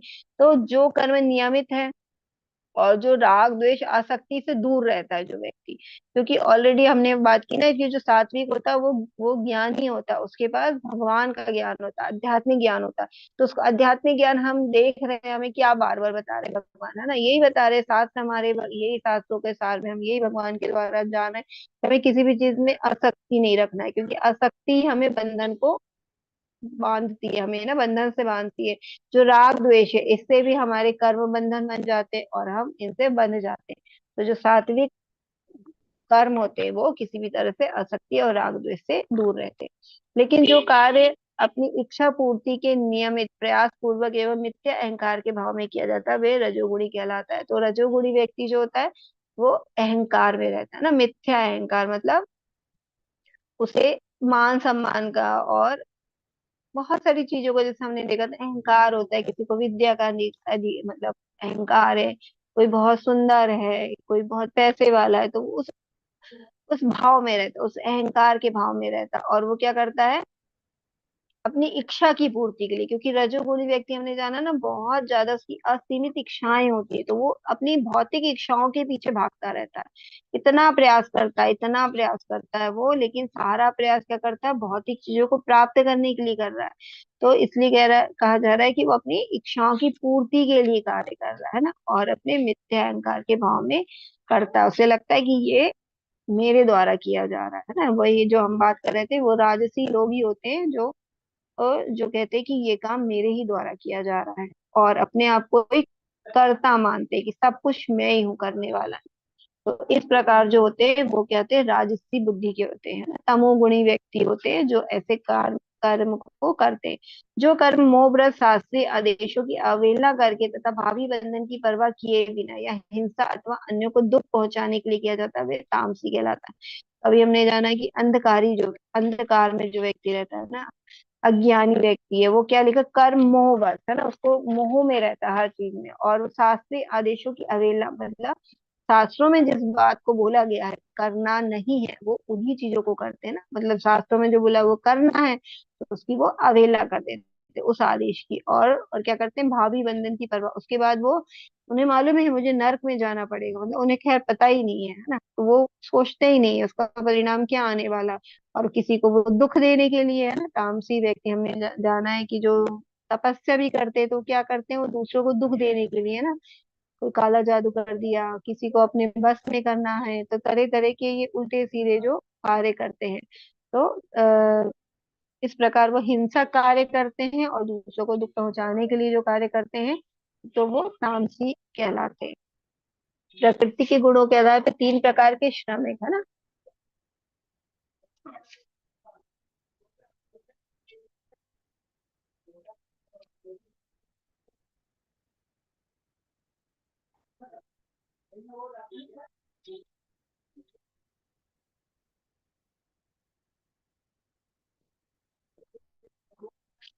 प्रकृति के गुणों के आधार पर तीन प्रकार के श्रमिक के बारे में जानते हैं। जो व्यक्ति भौतिक गुणों के सत्संग के बिना अहंकार रहित संकल्पता उत्साह पूर्वक अपना कर्म करता और सफलता अथवा असफलता से विचलित नहीं रहता वे सात्विक कर्ता कहलाता है। अब यहाँ पे, अभी हमने पहले ज्ञान देखा, फिर कर्म देखा, अब हम कर्ता देख रहे हैं। कर्ता मतलब करने वाला है ना। तो जो अगर सात्विक व्यक्ति, बुद्धि का व्यक्ति है, तो वो कैसे कर्म करेगा, वो भौतिक गुणों के संसर्ग के बिना करेगा, क्योंकि उसको मालूम है जो भौतिक गुणों से युक्त कोई भी कार्य करेगा तो वो क्या होगा, उससे बंधन से बंध जाएगा। तो इसलिए वो कोई भी कार्य उसके बिना करेगा, अहंकार के बिना करेगा, क्योंकि हमने देखा कि काम क्रोध लोभ है ना, अहंकार, ये सब हमें क्या नर्क के द्वार है। तो वो को इतना ज्ञान है कि ये सब चीज मुझे नहीं करना है ना, और वो संकल्प पूर्वक करेगा। क्योंकि जब हम भक्ति में लगते हैं और दृढ़ता पूर्वक कोई कार्य नहीं करते हैं तो क्या होता है, वो कार्य हमारा कभी भी, हम आगे नहीं बढ़ पाते। और उत्साह पूर्वक, तो उत्साह हमेशा होना चाहिए ना। जैसे मैंने अभी आचार्य से सुना था, वो कहते कि सबसे मुश्किल है भक्ति में आना है ना। फिर उससे भी मुश्किल क्या है, भक्ति में नियमित बने रहना है ना। और उससे भी मुश्किल क्या है ना। पहले तो देखिए इतने सारे संसार में लोग हैं, भक्ति में आते ही नहीं है, लेकिन जो भक्ति का मार्ग चुन रहे हैं, जो शास्त्रों को पढ़ रहे हैं, भगवान को जानने का प्रयास कर रहे हैं, जो माला जप कर रहे हैं ना, तो वही अगर इस मार्ग में आ गए तो यही बहुत मुश्किल है। उसके बाद क्या है कि उसकी निरंतरता बनी रहे ना, कि जो आज हमने बहुत उत्साहित होके हम आए हैं, मतलब हम बहुत खुशी से आए, लेकिन 4 दिन 8 दिन हम वैसे भक्त बने रहे, 1 महीना, फिर सबका डाउनफॉल कहीं ना कहीं होता है ना। क्यों होता है, क्योंकि हम क्या कर रहे हैं, अब हम तो हमारी क्या होता है, निरंतरता जो हम कंटिन्यू कर रहे हैं वो हमारी टूटने लगती है। तो टूटना नहीं चाहिए, तो पहले भक्ति करना मुश्किल है, फिर जो निरंतरता, जो हमेशा एक सी नियम बना के चलता है ना, उसमें चलता रहता है, तो वो मुश्किल है। और उससे भी कठिन कार्य क्या है, उत्साह के साथ है ना। कई लोग सिर्फ नियम ले लेते हैं तो फिर भले ही कर रहे हैं, लेकिन वो उत्साह के साथ नहीं कर रहे। जब हम भगवान की प्रसन्नता के लिए कार्य कर रहे हैं, भक्ति कर रहे हैं, तो हमें उतने ही उत्साह के साथ करना चाहिए। तो उत्साह भी हमारे लिए, भक्तों के लिए बहुत आवश्यक है। तो ये, तो इसलिए बोला यहाँ पे संकल्प है ना, दृढ़ संकल्प के साथ करना, मतलब हमेशा करना है, फिर उत्साह पूर्वक करना है और अपना कर्म करना, और सफलता और असफलता से विचलित नहीं होना है ना। क्योंकि ये देखिए, हम कोई भी कर्म कर रहे हैं तो उसके या तो हमें अच्छा परिणाम भी मिल सकता है और बुरा भी है ना। जैसे बड़े बड़े साधु संत को भी देखा तो बहुत सारे लोग तो उनकी बढ़ाई भी करते हैं, लेकिन बहुत सारे लोग उनकी निंदा भी करते हैं। लेकिन वो है क्या, बिना विचलित हुए अपना कार्य में लगे रहते हैं उनको, क्योंकि अगर वो भक्ति में लगे हैं, उच्च स्तर पे आ गए, सात्विक कर्ता के रूप में आ चुके हैं, तो वो उनको किसी भी सफलता या असफलता से वो विचलित नहीं होते हैं। और वो अपने कार्य में लगे रहते हैं, क्योंकि उन्हें मालूम है कि वो गलत नहीं कर रहे, वो भगवान की प्रसन्नता के लिए कर रहे हैं ना, वो अपनी खुशी के लिए नहीं कर रहे हैं। जब, क्योंकि ये जो सफलता और असफलता क्या हमारे शरीर के ही लेवल तक है। हमारे शरीर का कोई सम्मान कर रहा है, कोई हमारे शरीर का अपमान कर रहा है, कोई सफलता मिल रही है तो हमें शरीर को खुशी मिलेगी, असफलता हो मिलेगी तो इस शरीर को दुख होगा। तो हमें जो सात्विक कर्ता होता है ना, वो इस शरीर के लेवल से ऊपर उठ चुका है ना, वो भगवान की भक्ति में, तो वो अपने आप को सिर्फ भगवान का दास समझ रहा है, तो वो इस रूप में सेवा दे रहा है। अब उसको जो भी मिल रहा है वो उसको हंस के स्वीकार कर रहा है कि जो भी फल मिल रहा है, कोई मुझे अच्छा बोल रहा है, कोई बुरा मिल रहा है, सब मेरे प्रसाद है ना, भगवान की कृपा है मेरे पे। इस प्रकार वो कभी भी विचलित नहीं होते, और वो निरंतरता बनी रहती है उनकी भक्ति में, और वो मतलब लगे रहते हैं अपनी भक्ति में, है ना, जैसे यथावत लगे रहते हैं अपनी भक्ति। लेकिन वह कर्ता जो अपने श्रम के फल से जुड़ा हुआ है ना, जो सिर्फ क्या सोच रहा है, मैं जो कार्य कर रहा हूँ उसका जो भी परिणाम आ रहा है, तो उसके अनुसार उसका ऊपर नीचे हो रहा है ना। जैसे कोई भी कार्य करता, अगर कोई बढ़ाई कर रहा है तो करेगा, और कोई ने बुराई किया तो वो वहीं छोड़ देगा। तो वो श्रम के फल से जुड़ा हुआ है, और जो होश में अपना जो जोश से उसका आनंद लेना चाहता है, जो लालची, ईर्ष्यालु और अपवित्र है, और खुशी और संकट के आगे बढ़ता है, जोश की प्रवृत्ति में एक कार्य करता है। तो मतलब जो बहुत जोश से कर, क्योंकि इसकी इच्छाएं बहुत है, तो वो जोश से कार्य करता है ना, और हर चीज में आनंद लेना चाहता है ना।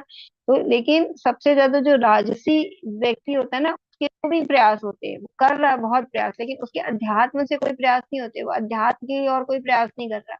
वो सारे प्रयास जो कर रहा है खुश होके कर रहा है, उसी में आनंद ले रहा है, और वो मतलब लालची भी है ना, मतलब जो चीज पाना चाहता है उसको वो बहुत ही कठोरता से, मतलब उसका पालन करे कि उसको प्राप्त हो, है ना।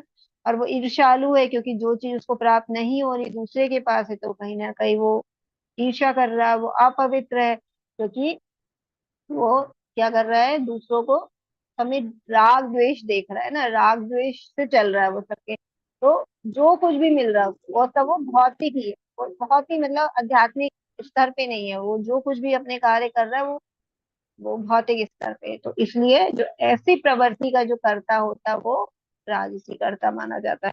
जो कर्ता सदा शास्त्रों के आदेशों के विरुद्ध कार्य करता है। देखिए, अब जो सात्विक करता है वो शास्त्रों के अनुसार कार्य करेगा, है ना, और वो तब भी शास्त्रों के अनुसार कार्य करके भी उसके फल की इच्छा नहीं करेगा। लेकिन जो तामसी होता है वो पूरा जो होता है ना, वो जो सात्विक करता है उसके बिल्कुल विपरीत होता है।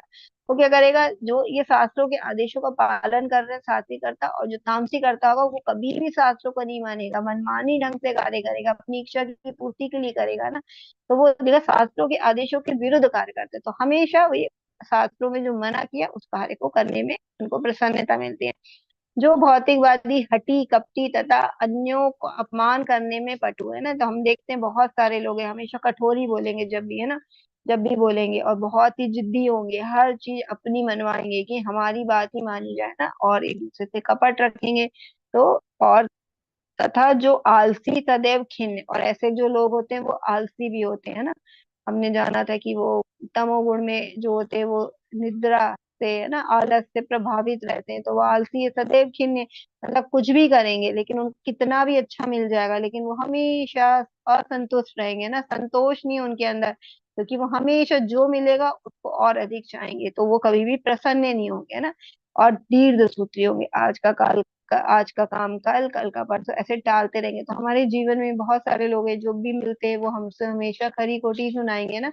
हम चाहे उसके लिए कितना ही अपना अच्छा, उनके लिए अच्छे बनने का प्रयास करेंगे, उसकी प्रसन्नता के लिए कार्य करेंगे, लेकिन फिर भी वो हमसे कपट ही करेंगे, है ना। तो इसलिए हमें क्या करना है, अब ये सब भौतिक जो हमने कर रहे थे, अब हमें यहाँ ज्ञान मिल गया भगवत गीता में, तो हमें किसी भी भौतिक व्यक्ति के लिए कार्य नहीं करना, है ना। हमें क्या करना है, भगवान की प्रसन्नता के लिए कार्य करना है। भगवान तो अपने छोटे, देखिए इतने छोटे से प्रयास अगर हम करते हैं, भगवान तो इतने मतलब विभू हैं, हम इतने छोटे से अणु आत्मा है, उसके बाद अगर हम छोटा सा भी प्रयास करते हैं ना, देखिए भगवान के पास तो सब कुछ है, कोई चीज की कमी नहीं, और कोई चीज भगवान को चाहिए ही नहीं, है ना। बल्कि उल्टा देखिए हमारी सारी जरूरत भगवान पूरा कर रहे हैं ना, हमें हमारे जीवन जीने के लिए सारी व्यवस्था की है भगवान ने, तो भगवान को कुछ नहीं चाहिए, लेकिन अगर हम उसी में से कुछ थोड़ा सा, है ना, जैसे भोग लगाते हैं तो उसमें से कुछ भी हम, है ना, भोजन पाते हैं हम, तो भगवान को दे सकते हैं। हमारी जो हम सांसें ले रहे हैं, है ना, तो उसमें हम भगवान, सांसों पे अपने भगवान का नाम जप सकते हैं, उनको धन्यवाद बोल सकते हैं। तो इस प्रकार हम सबके लिए मतलब जो कुछ है भगवान के लिए कर सकते हैं, और भगवान को हर समय धन्यवाद बोलना चाहिए, कितना हमारा अच्छा जीवन दिया है। लेकिन जो तामसी लोग हैं तो वो हमेशा उल्टा होते हैं ना, हर चीज। वो बहुत सारे लोग हमने देखे कि वो भगवान को भी दोष देते हैं ना, क्योंकि हमने देखा है जो नास्तिक लोग हैं, तामसी लोग हैं, वो कभी भी भगवान को नहीं मानते। और क्योंकि भगवान को मानेंगे तो क्या होगा, भगवान को मानेंगे तो कहीं ना कहीं शास्त्रों का आदेश का पालन करने लगेंगे, तो वो तमोगुण से फिर वो ऊपर आ जाएंगे। लेकिन वो इतने हठी होते हैं कि वो ये सब काम में, मतलब जो अपने भौतिकता में बहुत ही मग्न रहते हैं। तो इस प्रकार जो तमोगुणी कहलाते हैं। हे धनंजय, हमें प्रकृति के तीनों गुणों के अनुसार तुम्हें विभिन्न प्रकार की बुद्धि तथा निर्धारण के विषय में विस्तार से बताऊंगा, तुम इससे सुनो। तो अब हम जानते हैं कि बुद्धि कैसी हमारी तीनों गुण से प्रभावित होती है, और हमारा डिटर्मिनेशन मतलब हमारा संकल्प है ना, जो हम संकल्प लेते हैं। अगर हम जिस, हमने ये भी जाना था कि हमारे अंदर तीनों गुण कैसे काम करते हैं, जो जिस गुण में हम ज्यादा कार्य करते हैं, हम उसी गुण के, हमारी आदतें हो जाती हैं, उसी गुण के हम हो जाते हैं ना। तो जब हम जिस गुण में रहेंगे उस गुण के अनुसार हमारी बुद्धि भी कार्य करेगी, और हमारा जो संकल्प है वो भी उसी तरह से कार्य करेगा।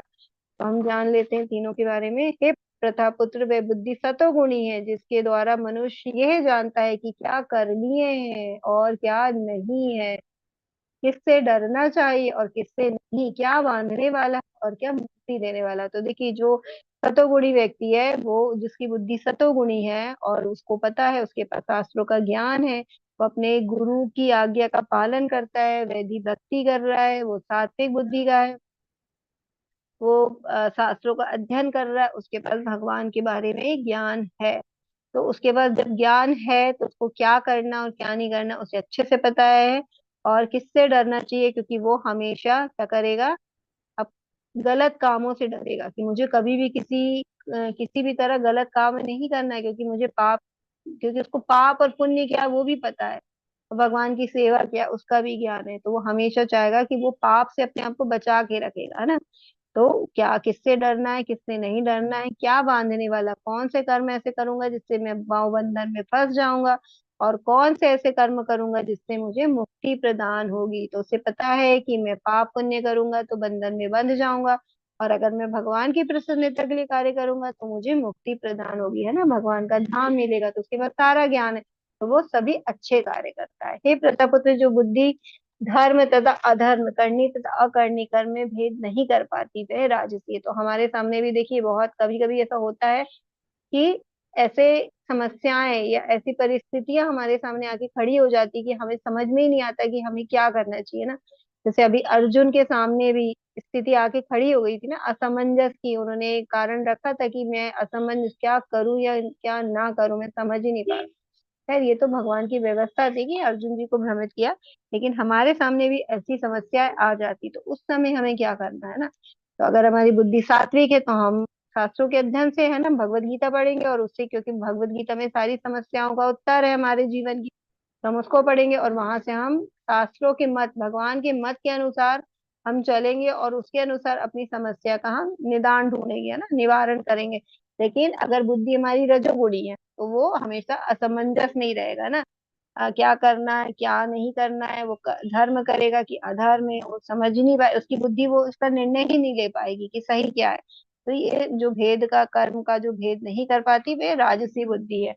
जो बुद्धि मोह तथा अहंकार के वशीभूत होकर अधर्म को धर्म तथा धर्म को अधर्म मानती है और सदैव विपरीत दिशा में प्रयत्न करती है, वे तामसी है। तो ये बहुत सारे लोग हैं जो हमेशा उल्टे ही चलेंगे ना, शास्त्रों की अवहेलना करेंगे। जहां पे जिस चीज को धर्म बताया है कि इस काम को करना है, वो हमेशा नहीं करेंगे, जिस काम को बोला नहीं करना वो लोग हमेशा वही करेंगे। तो सदैव विपरीत दिशा में ही कार्य करेंगे, क्योंकि वो तमोगुणी है, तमोगुणी उनकी बुद्धि है। प्रकृति के तीन गुणों के आधार पे तीन प्रकार का निर्धारण। तो अब हमें संकल्प कैसे करना चाहिए, संकल्प में जब हम कोई संकल्प करते हैं ना कि हम ये करेंगे, लेकिन कई बार होता है वो संकल्प हमारा टूट जाता है ना। तो क्यों टूट जाता है, क्योंकि हमारी बुद्धि जो है कभी कभी सतोगुण में रहती, कभी रजोगुण में होती, कभी तमोगुण में। लेकिन अगर हमारी बुद्धि स्थिर हो जाए तो हम लोग उस संकल्प को किस तरह से पूर्ण करेंगे, ये हम तीनों गुणों के अनुसार जान लेते हैं। हे पार्थिव निश्चय, वह निश्चय जो अटूट है, जो योग साधना द्वारा निरंतरता के साथ है, और इस प्रकार मन, जीवन और इंद्रियों के कार्यों को नियंत्रित करता है, सात्विक तरीके में है। तो देखिए, जो अगर बुद्धि हमारी सात्विक है तो वो क्या लेगी, संकल्प भी करेगी तो एकदम सात्विक करेगी, है ना, तो जो वो संकल्प लेगी उसको पूरी तन्मयता के साथ करेगी, उसको कभी वो टूटने नहीं देगी उस संकल्प को, है ना। तो अगर ऐसे कोई हमारे संकल्प है जो हमारे नहीं टूटते, मतलब वो हमारे सतो गुण में, हमारी जब बुद्धि थी तब उस बुद्धि ने जो संकल्प लिए थे वो हमारे सतो गुण में ही लिए गए थे संकल्प, इसलिए वो उसको हम हमेशा क्या करते हैं, प्रायोरिटी देते हैं कि नहीं, कुछ भी हो जाए ये संकल्प हमारा टूटना नहीं चाहिए, हमें बिल्कुल इसको तो पूरा करना ही करना है ना। कुछ नियम ऐसे ले लेते हैं हम अपने जीवन में जिसको करना ही करना है ना, तो वो जो होते हैं वो हमारे डिटर्मिनेशन, सात्विक डिटर्मिनेशन होते हैं हमारे। क्योंकि क्या लिखा है, निश्चय अटूट है ना, उसको हम करते ही, निरंतरता मतलब उसको करते ही रहते हैं, कभी उसको टूटने नहीं देते, है ना। और मन तथा इंद्रियों के कार्यों को नियंत्रित, अगर कभी कभी मन विचलित भी होता है ना कि अरे आज इतने दिन से रोज तो कर रहे हैं, एक दिन नहीं करेंगे तो क्या फर्क है ना, लेकिन क्योंकि बुद्धि हमारी क्या है, मन तो विचलित करेगा लेकिन बुद्धि हमारी सात्विक है, तो मन के ऊपर बुद्धि कार्य करेगी, कहेगी नहीं हमें एक दिन भी को नहीं छोड़ना है नियम को, है ना। तो वो पूरी तन्मयता के साथ होके वो व्यक्ति उस नियम का पालन कर लेगा, तो ऐसी जो बुद्धि है वो सात्विक है। लेकिन हे अर्जुन, जिस धृति निश्चय से मनुष्य धर्म अर्थ तथा काम के फलों में लिप्त रहता है वह राजसी है। तो जो धर्म तो कर रहा है ना शास्त्रों के अनुसार, लेकिन वो अर्थ पैसा कमाने के लिए और अपने कामों के फलों को प्राप्त करने के लिए ही धर्म कर रहा है। हम देखते हैं बहुत सारे लोग, जैसे हमने दान देखा था, बहुत बड़े बड़े दान देते हैं, लेकिन वो धर्म तो कर रहे हैं, दान तो धर्म में आ गया, लेकिन वो क्या है, अपना सम्मान पाने के लिए, या फिर ऐसी जगह कई बार वो करते हैं कि उससे डबल धन मिलने वाला हो ना, कभी ऐसी जगह वो डालते हैं, तो वो कहीं ना कहीं वो पैसे के लिए कर रहे हैं ना। और फिर क्या करेंगे, कहीं ना कहीं अपनी प्रसन्नता के लिए करेंगे, तो ये सब जो है मतलब फलों से अटैच है। अगर मान लीजिए उन्होंने दान दिया बहुत सारा और फिर उनको वो जो वो सोच रहे हैं फल वो प्राप्त नहीं हुआ, उनका सम्मान नहीं किया, या उनको जो जो लाभ देख रहे हैं उस दान में, अगर वो लाभ उनको नहीं मिला, क्या हो गया, वो अगली बार से देंगे नहीं, है ना। तो इस प्रकार अगर वो फल को सोच के, फल में लिप्त होके वो अगर वो सब कार्य कर रहे हैं, तो वो क्या है, राजसी बुद्धि वाले हैं, राजसी संकल्प। हे पार्थ, जो धृति निश्चय स्वप्न भय शोक विषाद तथा मोह के परे नहीं जाती, ऐसी दुर्बुद्धि पूर्ण धृति तामसी है। तो यहाँ एकदम स्पष्ट बोला है कि जो सिर्फ स्वप्न में है ना, वो कार्य नहीं करेंगे, सिर्फ सपना देखते रहते हैं ना, प्लानिंग करते रहते हैं, ये करेंगे वो करेंगे वो करेंगे, और करते कुछ नहीं है ना, और भय में रहते हैं, शोक में रहते हैं, विषाद में और मोह, तो जो इन्हीं सब में बने रहते हैं ना, तो इन्हीं सब में उनकी बुद्धि डूबी रहती है। तो ऐसे जो लोग होते हैं उनकी क्या है, जो संकल्प है या डिटर्मिनेशन है वो तामसी कहलाता है। भौतिक साधनों के भौतिक प्रकृति के साधनों के आधार पे तीन प्रकार की खुशियां, अब हमारे जीवन में जो खुशियां, जो हम लोग जिसकी तरफ भाग रहे हैं ना, सुख चाहिए हम लोग को, शांति चाहिए और खुशी चाहिए हम लोग को, सबसे ज्यादा यही। आज अगर हम लोग इन्हीं की तलाश में तरह तरह के कर्म कर रहे हैं ना, ये भी करके देख लो, ये भी कर लो, वो भी कर लो, लेकिन सही खुशी क्या है, सही शांति क्या है, शाश्वत सुख क्या है ना, ये सब हमें कहाँ से पता चलेगा, साथ शाश्वत खुशियां क्या है, मतलब वो चीज हमें चाहिए जो मिलने के बाद हमें कभी हम उससे बाहर ही ना, है ना। सुख चाह कोई नहीं बोलेगा मुझे दुख चाहिए ना, सब कहेंगे मुझे सुख चाहिए, मुझे खुशी चाहिए, आए दिन खुशी, रोज खुशी मिले। तो ये खुशियां भी तीन प्रकार से होती है, उसको जानेंगे, जो प्रारंभ में विष जैसा लगता है लेकिन अंत में अमृत के समान, और जो मनुष्य के आत्म साक्षात को जगाता है सात्विक सुख कहलाता है। तो सुख क्या है, सात्विक सुख क्या है, जिसको करने में हमें प्रारंभ में तो बहुत दुख लगेगा, अरे क्या है इसका, हमें अच्छा नहीं लग रहा है, बहुत कष्ट हो रहा है, लेकिन बाद में उसका जो परिणाम है वो अमृत के तुल्य है, जिसे भक्ति करते हैं लोग। तो स्टार्टिंग में तो बहुत मुश्किल होता है ना, नियमों का पालन करना, और 16 माला करना, एक माला भी आधी आधी घंटे में हो रही है, जबकि ज्यादा से ज्यादा 7 मिनट लगते हैं ना।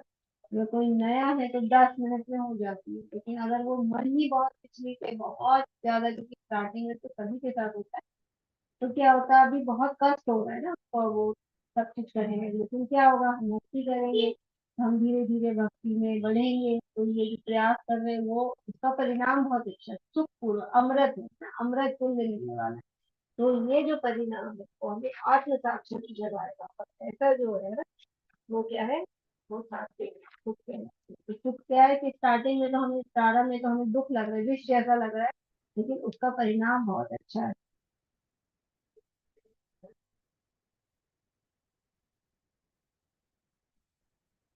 जो सुख इंद्रियों तथा इंद्रियों द्वारा उनकी खुशियों के संसर्ग से प्राप्त होता है और प्रारंभ अमृत से लेकर अन्य जिसको लगता है वो रजोगुण कहलाता है। तो यहाँ पे बता दिए कि जब हम इंद्रियों का सुख भोगते हैं ना, भौतिक सुख भोगते हैं, क्योंकि हमारी इंद्रिया क्या भौतिक है, और जब हम इंद्रियों को सुखी करना चाहते हैं ना, इनसे भोग लेते हैं, क्योंकि वो क्या है, ये भौतिक संसार ही शाश्वत नहीं है, तो यहाँ से जितने सुख हमको मिलेंगे सब अशाश्वत है ना।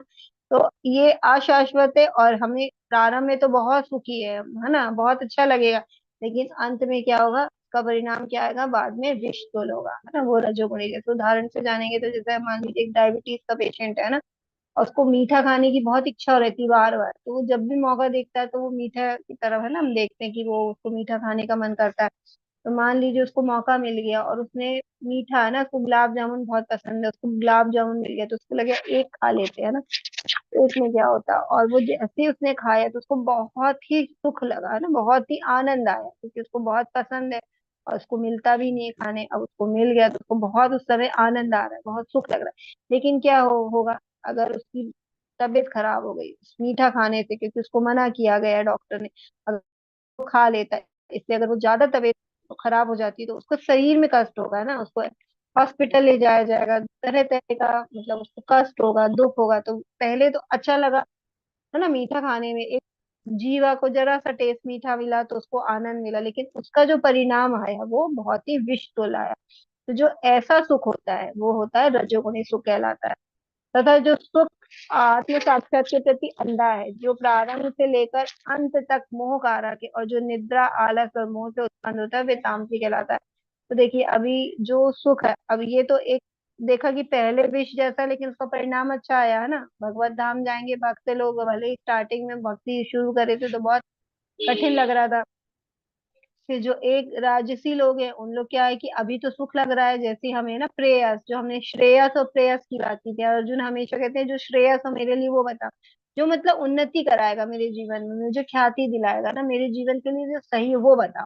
प्रेयस है उन्हें तो जो प्रिय है, तो प्रिय होता है तो हमें अच्छा लग रहा है, अभी तो हम वो काम कर लेते हैं, लेकिन उसका परिणाम जरूरी नहीं है कि वो अच्छा ही हो ना, कुछ तो बहुत विषतुल्य होते, तो वो राजसी हो गए। लेकिन अब यहाँ पे देखिए तामसी करते में, तामसी सुख क्या होता है कि जो तो ना प्रारंभ में सुख देता है और ना अंत में, ना लिखा है कि क्या लिखा है, जो प्रारंभ से लेके अंत तक मोह का रखे, है ना, मतलब वो हमेशा कष्ट ही देगा। जैसे आप देखिए कि बहुत सारे लोग जो नशीली पदार्थों का सेवन करते हैं ना, तो उनको क्या होता है, जब प्रारंभ करते हैं तब भी उन्हें कष्ट होता है शरीर में, उनसे पूछा जाएगा टेस्ट कैसा है तो उन्हें बहुत ही बुरा है, फिर भी वो ले रहे हैं ना, मादक पदार्थ जैसे शराब वगैरह लेंगे। तो उसके बाद क्या होगा, उसका जो परिणाम होगा उससे उनको क्या तरह तरह की बीमारियां हो जाएंगी, उनके लंग्स खराब हो जाएंगे, शरीर के जो किडनी है वो बहुत सारे ऑर्गन है जो खराब हो सकते हैं। तो देखिए अब प्रारंभ स्टार्टिंग हुआ था उसका तो भी उनका सुख नहीं मिला उनको, और उसको जो अंत है वो भी बहुत ही बुरा हो रहा है, लेकिन फिर भी वो क्या कर रहे हैं, वो सुख की प्राप्ति में जा रहे हैं, है ना। तो इस प्रकार का जो सुख होता है वो तामसी होता है, जो शुरू से लेके अंत तक क्या होता है, हमें केवल दुख के अलावा और कुछ नहीं देता, है ना। तो इस प्रकार हमने जो सुख है हमारे उनमें भी हमने तीन कारण देखे। अब यहाँ पे हम चलते प्रकृति के गुणों के आधार पे चार प्रकार के आश्रम। तो अभी भगवान ने बताए थे ना, चातुर्वर्ण्य मया सृष्टाई, है ना, गुण कर्म विभागता, तो ये चार जो भगवान ने वर्ण बनाया, चार आश्रम बनाए भगवान ने बनाए, लेकिन गुण कर्म के अनुसार बताया था। अब ये गुण और कर्म कैसे हैं उसको भी हम जानते हैं कि किस गुण में, मतलब किस वर्ण में क्या गुण होने चाहिए। शांति प्रियता, आत्म संयम, तपस्या, पवित्रता, सहिष्णुता, सत्य, निष्ठा, ज्ञान, विज्ञान तथा धार्मिकता, ये सारे स्वाभाविक गुण है जिनके द्वारा ब्राह्मण कर्म करते हैं। तो जो ब्राह्मण है ना, तो यहाँ पे कर्म के हिसाब से बता रहे भगवान, गुण और कर्म के हिसाब से ना, क्योंकि भगवान ने जब भी चातुर्वर्ण की बात करी है तो हमेशा गुण और कर्म, तो जो ब्राह्मण होते हैं ना, तो यहाँ पे जन्म से नहीं बोले जा रहे हैं, लेकिन जो ब्राह्मण होते हैं तो भगवान कह रहे हैं कि हमें जिनके अंदर शांति प्रियता, शांत है, आत्म संयम है, उन लोगों ने अपनी इंद्रियों को संयमित कर लिया है, मतलब वो इंद्रियों के गोदास नहीं है, वो इंद्रियों के गोस्वामी है ना, वो भगवान इंद्रियों की सारी इंद्रियां उनके हिसाब से कार्य कर रही, वो इंद्रियों की प्रसन्नता के लिए कार्य नहीं कर रहे। तो आत्म संयम में तपस्या कर रहे हैं, पवित्र है वो तन से और मन से, सहिष्णु है, सत्य निष्ठा, ज्ञान है, सत्य बोलते हैं उनमें ज्ञान है, फिर विज्ञान है, मतलब जो ज्ञान उनके पास है वो अपने जीवन में उसको अपना रहे हैं, जो भगवत गीता उन्होंने पढ़ी, शास्त्रों का अध्ययन किया, शास्त्रों में जो चीज बोला उसको अपने जीवन में, व्यवहारिक जीवन में उतार के कार्य कर रहे और वो धार्मिक है। तो ये जो है 9 गुण बताए गए हैं। तो जो ब्राह्मणों में जो जिस व्यक्ति में ये 9 गुण है, भगवान कह रहे वो व्यक्ति ब्राह्मण है ना। ये चाहे वो कोई भी जाति में उत्पन्न हुआ है, लेकिन अगर उसमें ये जो 9 गुण है जो ब्राह्मण में होते हैं, अगर वो एक व्यक्ति में है तो वो ब्राह्मण है। फिर अब आगे क्या बता रहे भगवान, वीरता, शक्ति, संकल्प, दक्षता, युद्ध में धैर्य, उदारता और नेतृत्व, ये क्षत्रियों के स्वाभाविक गुण है। तो हमने देखा कि क्षत्रिय का काम क्या होता है ना, राजा होते हैं और वो जो उनकी प्रजा होती है उनको क्या करते हैं, संरक्षण देते हैं उनको, है ना, उनकी रक्षा करते हैं। तो इसलिए वीरता, अब वो राजा के पद पे तो वीर होना चाहिए, उनमें शक्ति होना चाहिए, संकल्प में दृढ़ता होनी चाहिए, युद्ध में धैर्य होना चाहिए, उदारता तथा नेतृत्व, वो सबका नेतृत्व कर रहे हैं तो उनमें नेतृत्व। तो जिन जिस व्यक्ति में ये गुण है ना, ये 7 गुण बताए, तो जिस व्यक्ति में ये गुण है वो क्षत्रिय स्वभाव का है। और कृषि करना, गोरक्षा तथा व्यापार, है ना, वैश्यों के स्वाभाविक कर्म है। तो जो व्यापार, जो वैश्य हैं, जो आज हम बोलते हैं जो व्यापारी वर्ग होता है, वो खाली अभी आज व्यापार तक रहेंगे ना, व्यापार कर रहे हैं इसलिए वो व्यापारी है, वैश्य कहलाते हैं। लेकिन ये हमारे शास्त्रों में भगवान ने भगवत गीता में अभी यहाँ बोल रहे हैं कृषि करना, है ना, और गोरक्षा। आज गोरक्षा देखिए कितना मुश्किल चुनौती के रूप में हमारे सामने आ रही है, लेकिन जो वैश्य का मतलब वैश्यों का धर्म था, स्वाभाविक कर्म था, उनका कर्तव्य था कि गौ की रक्षा करना और कृषि करना। तो देखिए आज कौन है ना, कृषि कितने कम लोग कर रहे हैं, खाली व्यापार करते हैं, क्योंकि ज्यादा मुनाफा के चक्कर में बस वो लगे हुए कि ज्यादा पैसा मिल जाए और ज्यादा मेहनत ना करनी पड़े। तो इस प्रकार, लेकिन यहाँ पे वैश्य का कर्तव्य बताया है कि वो कृषि करते थे, गौ रक्षा है और व्यापार उनका स्वाभाविक कर्म था। तो जिनमें ये चीजें हैं वो वैश्य है। और शूद्र क्या करते हैं, शूद्र का काम क्या है, सबकी सेवा करना, है ना। तो और शूद्र का कर्म है श्रम तथा अन्यों की सेवा करना। तो वो कठिन से कठिन श्रम करना और वो अन्यों की सेवा, मतलब वो अपने मालिक को प्रसन्न करने के लिए, जो जिसके अंदर ये गुण है। कई लोग होते हैं ना, कहते हैं, क्या कर क्या बनना है या क्या कुछ भी कर लेंगे, है ना, तो वो सबकी सेवा करने में प्रसन्न रहते हैं। तो ऐसे जो है वो मतलब शूद्र। खैर आज तो हमारे भगवत गीता में मतलब बोले हैं कि अभी आज तो क्योंकि सब नौकरी ही कर रहे हैं तो सारे ही शूद्र है। जो वेद अध्ययन कर रहे हैं या जो भक्ति में लगे हैं वो ब्राह्मण है कहीं ना कहीं, लेकिन अभी जो भी है क्योंकि ज्यादातर लोगों के अंदर जो है वो शूद्र है।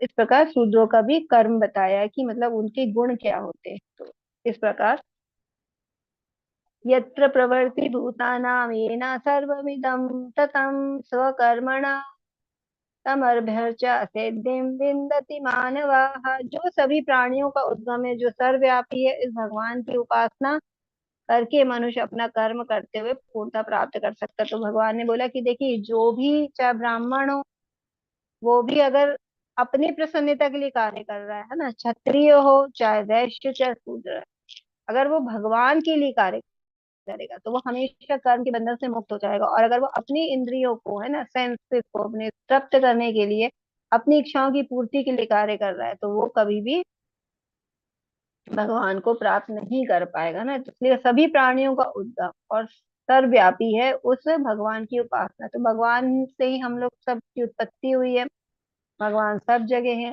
हमें भगवान की उपासना करना और जो भी कर्म करने वो भगवान के लिए करना है। जब हम ऐसे करेंगे तभी हमें पूर्णता प्राप्त हम कर पाएंगे। नहीं तो हम क्या है, जो भी कर्म कर रहा है, चाहे ब्राह्मण हो अपना कर्म हो, चाहे क्षत्रिय हो, चाहे वैश्य हो, चाहे शूद्र, अगर वो अपने लिए कर रहा है तो हमेशा कर्म बंधन में फंसेगा ही फंसेगा। तो इसलिए भगवान यह बता रहे, अपने वृत्ति परक कर्म को करना, चाहे वे कितना भी त्रुटिपूर्ण ढंग से क्यों ना किया जाए, अन्य किसी के कार्य को स्वीकार करने और अच्छी तरह करने की अपेक्षा अधिक श्रेष्ठ है। अपने स्वभाव के अनुसार निर्दिष्ट कर्म कभी भी पाप से प्रभावित नहीं होते। तो ये बहुत सुंदर बात है, भगवान ने बहुत हम सब को, हम लोग क्या करते हैं, दूसरों की देखा सीखी करते हैं ना, दूसरे जो कर्म कर रहे हैं हमको हमेशा उस कर्म में लगता है कि वो ज्यादा अच्छे काम कर रहा है ना, मतलब वो ज्यादा पैसा कमाने के काम कर रहा है या वो ज्यादा उसको लाभ ही लाभ है हमें, हम जो काम कर रहे हैं। तो भगवान ने स्पष्ट बोला कि हमें दूसरे के काम को कभी भी क्या करना, नकल नहीं करनी है ना। हमारे अंदर जो गुण है, क्योंकि भगवान ने सबके अंदर गुण और स्वभाव देके भेजा, हर एक व्यक्ति देखिए अलग अलग विचार है, हर व्यक्ति का एक अलग स्वभाव है। तो ये सब हमें कहाँ से मिले, भगवान के द्वारा मिला है। शरीर देखिए सबके थोड़े थोड़े परिवर्तित है ना, भले मनुष्य, लेकिन देखिए सबकी शक्लें चेंज है ना। सबका रूप रंग सब कुछ अलग अलग है, तो ये सब हमें भगवान के द्वारा मिला। तो हम जिस धर्म में आए हैं, जिस कर्म में आए हैं, जिस स्वभाव में आए हैं, जिस गुण में आए हैं, उसके अनुसार हमें अपने कर्मों को करना चाहिए। हमें कभी भी उन कर्मों को, क्योंकि हम कोई भी कर्म करेंगे, अपने कर्म करेंगे, कर्तव्य करेंगे और भगवान को समर्पित, तो वो कभी भी पाप तो हो ही नहीं सकता। कह रहे कभी भी पाप से प्रभावित नहीं होगा। और क्या है, हम अगर किसी दूसरों की नकल करेंगे तो उससे अच्छा है कि हम भले ही अपने स्वभाव को, थोड़े से गलतियां है ना, त्रुटिपूर्ण ढंग से भी क्यों ना कर रहे, लेकिन वो ज्यादा सही है ना। जैसे अभी यहाँ पे हम उदाहरण से समझते हैं, यहाँ देखिए एक टीचर है और वो सभी तरह के जंगल के जानवर को बुला लेता है ना, हाथी है, और मछली है, सील है, और बंदर है, पक्षी है ना, सब कुछ है। और वो सबसे वो एक ही शर्त रखेगा, क्या रखेगा, एक ही बात बोलेगा कि जो पेड़ पे पहले सबसे पहले चढ़ेगा वो ही विजेता है, और वही वही सही है ना। तो देखिए अब पेड़ पे चढ़ने की बात हुई तो सबसे पहले पेड़ पे कौन चढ़े, बंदर, क्योंकि बंदर का स्वभाव है पेड़ पे चढ़। अब हाथी का स्वभाव नहीं ना, मछली का स्वभाव नहीं। अगर पानी में तैरने की बात की जाएगी तो मछली सबसे आगे हो जाएगी, सबसे पहले तैर के दिखाएगी, सबसे ज्यादा तेज चलेगी पानी में। तो सबका अपना अपना गुण और स्वभाव है ना। तो हम ये नहीं बोल सकते कि अगर बंदर पेड़ पे चढ़ गया तो वही सबसे अच्छा व्यक्ति है ना, सबसे ज्यादा सही है, ऐसे नहीं बोल सकते। उसका स्वभाव, उसका गुण है उसके अंदर, बाकी सबके गुण सब में अलग अलग है, सब में भगवान ने एक अलग विशेषता दे के भेजी है ना।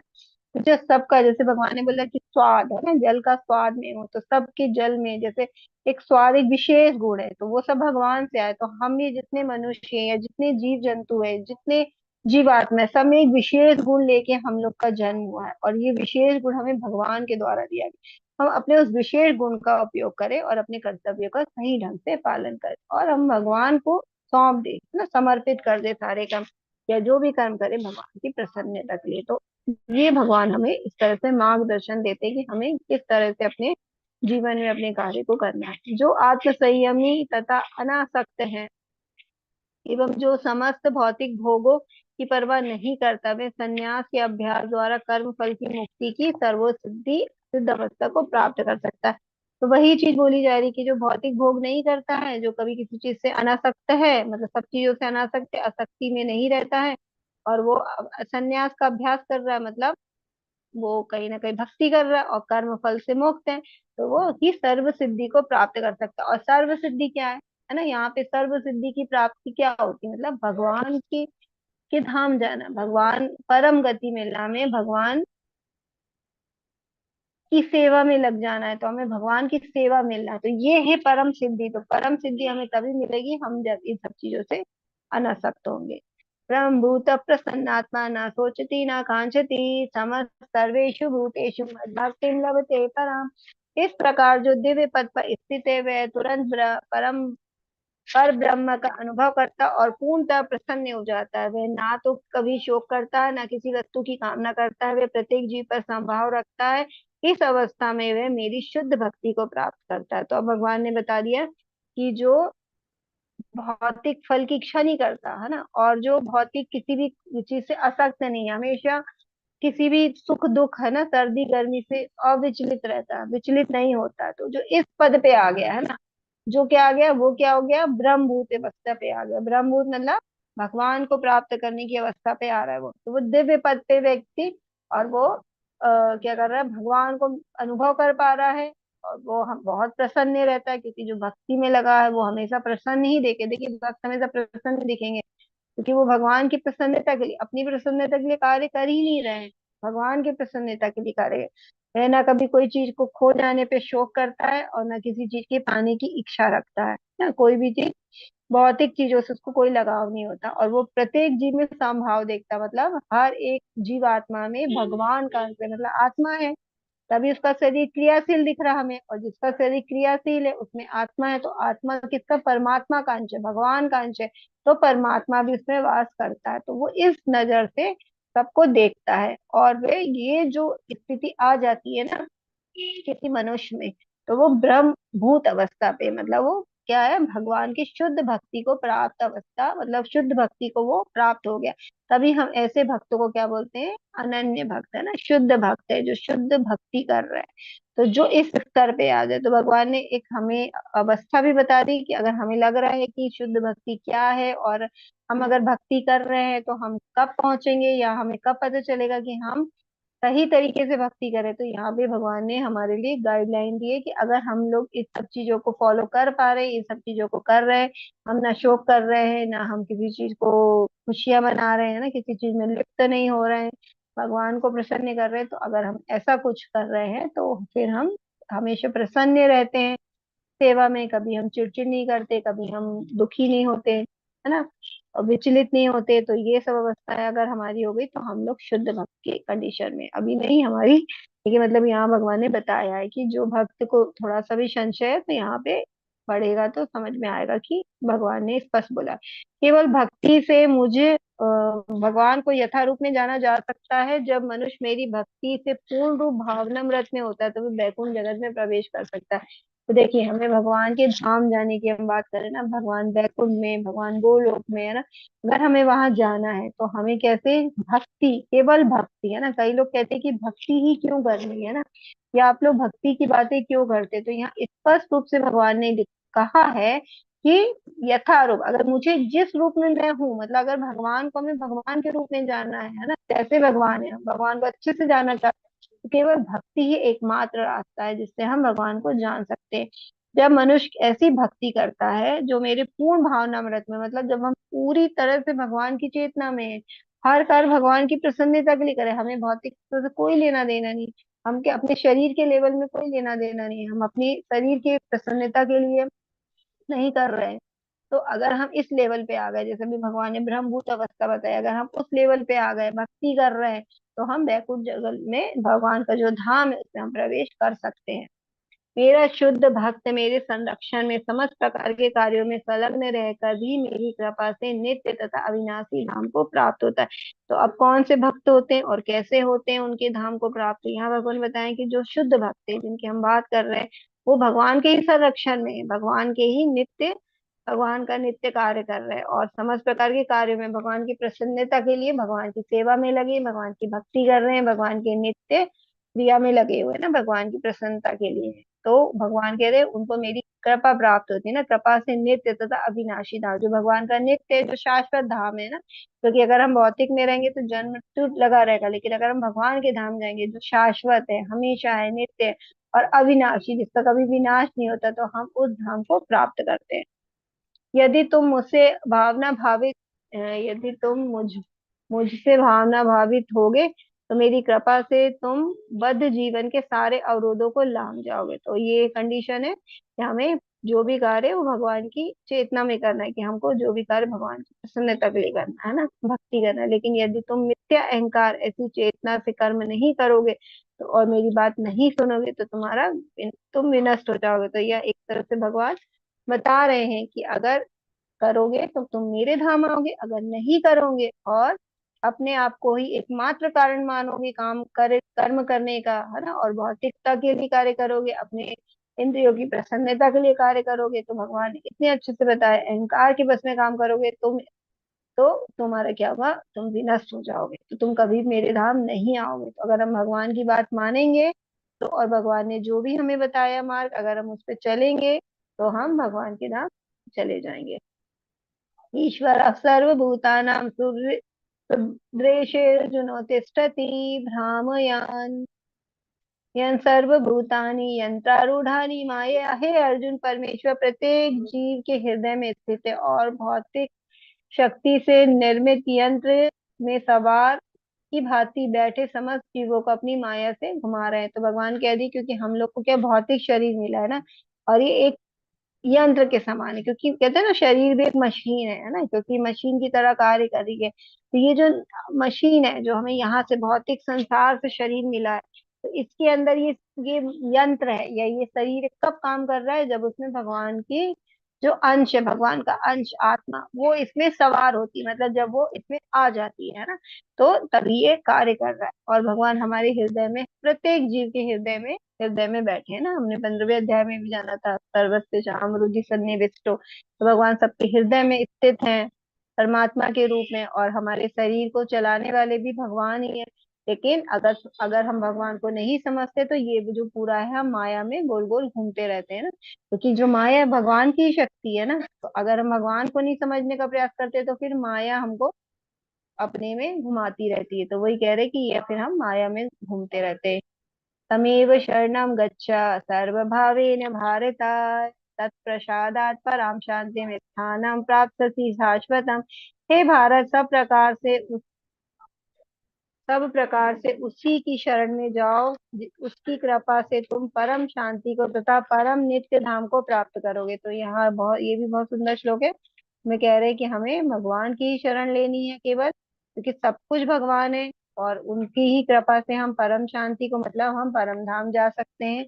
और जो हम, अगर हम शरीर में भी है भक्ति कर रहे हैं तो हमें भी परम शांति मिलेगी है ना। जो भौतिक शांति है उसकी तरफ हम भाग रहे हैं, लेकिन हम भौतिकता के लिए, संसार के लिए कुछ भी कार्य करेंगे, कभी भी हमें बहुत परमानेंट शांति जो कहते हैं ना, नहीं मिलेगी है ना। अस्थायी शांति हो सकता है, थोड़ी देर के लिए मिल जाए, कुछ काल के लिए, लेकिन वो शाश्वत नहीं है, वो परम शांति नहीं है। तो अगर हमें परम शांति चाहिए तो हमें भगवत धाम ही जाना पड़ेगा और भगवान की भक्ति करना पड़ेगा, भगवान की शरण में ही जाना पड़ेगा।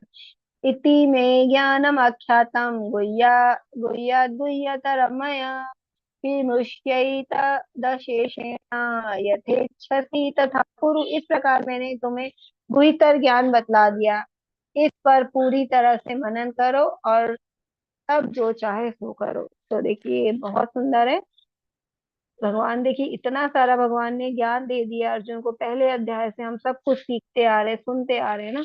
लेकिन अब यहाँ भगवान क्या कह रहे हैं, मैंने तुम्हें सारा ज्ञान दे दिया ना, गुही कर मतलब गोपनीय, बहुत गोपनीय ज्ञान दे दिए भगवान ने अर्जुन को। और कह रहे हैं लेकिन अब तुम्हारा कार्य है ना, अब तुम्हें जो अच्छा लग रहा है। उसके बाद भी भगवान देखिए थोप नहीं रहे है ना, कि जो मैंने बोल दिया तुम्हें वही करना है, ऐसा भगवान किसी को ही नहीं बोलते। इसलिए कई लोग कहते हैं ना कि हम पाप कर रहे हैं तो हम क्यों कर रहे हैं ना, भगवान हमें मना क्यों नहीं करते, क्योंकि भगवान ने हम सबको एक स्वतंत्रता दी है कि हम अपनी स्वतंत्रता से कार्य कर सके। भले ही हम भगवान के बंधन में बंधे हुए भगवान की ही अंश है, लेकिन भगवान हमेशा हमें फैसला करने के लिए स्वतंत्र छोड़े हैं। अब जैसे यहाँ पे हम अभी सभी लोग, आप लोग सभी कक्षा सुन रहे हैं ना, तो बहुत सारे लोग अभी बहुत सारे भौतिक कार्य कर रहे हैं, तो उनकी इच्छा है भौतिक कार्य करे। अभी आपकी इच्छा है, तो आपने इसका फैसला किया ना कि ये समय मुझे भगवान की सेवा करनी है ना, भगवान की प्रसन्नता के लिए श्रवण करना, भगवान को समझना। तो ये स्वतंत्रता हमारे ऊपर, आप लोग भी कुछ और कार्य कर सकते थे, तो आप लोग भी पूरी तरह से स्वतंत्र थे। तो भगवान हमेशा हमें स्वतंत्रता देते हैं ना। तो इसलिए भगवान यहाँ पे अर्जुन को पूरा ज्ञान देने के बाद भी क्या कह रहे हैं कि तुम मेरे ज्ञान को तो चाहे पूरी तरह से मनन कर सकते हो और उस ज्ञान को पे चल सकते हो ना, उस ज्ञान को ग्रहण करके उस ज्ञान पे कार्य कर सकते हो, चल सकते हो। और चाहे तुम नहीं चल सकते, तुम्हें चलना है तो ठीक है, अच्छी बात है, और नहीं चलना ये भी अर्जुन तुम्हारा फैसला है। अब तुम्हें जो अच्छा लग रहा है तुम वो करो। मन्मना भव मद्भक्तो मद्याजी माम नमस्कुरु मामे वैश्यसि सत्यम ते प्रतिजाने प्रियोसी में। सदैव मेरा चिंतन करो, मेरे भक्त बनो, मेरी पूजा करो और मुझे नमस्कार करो।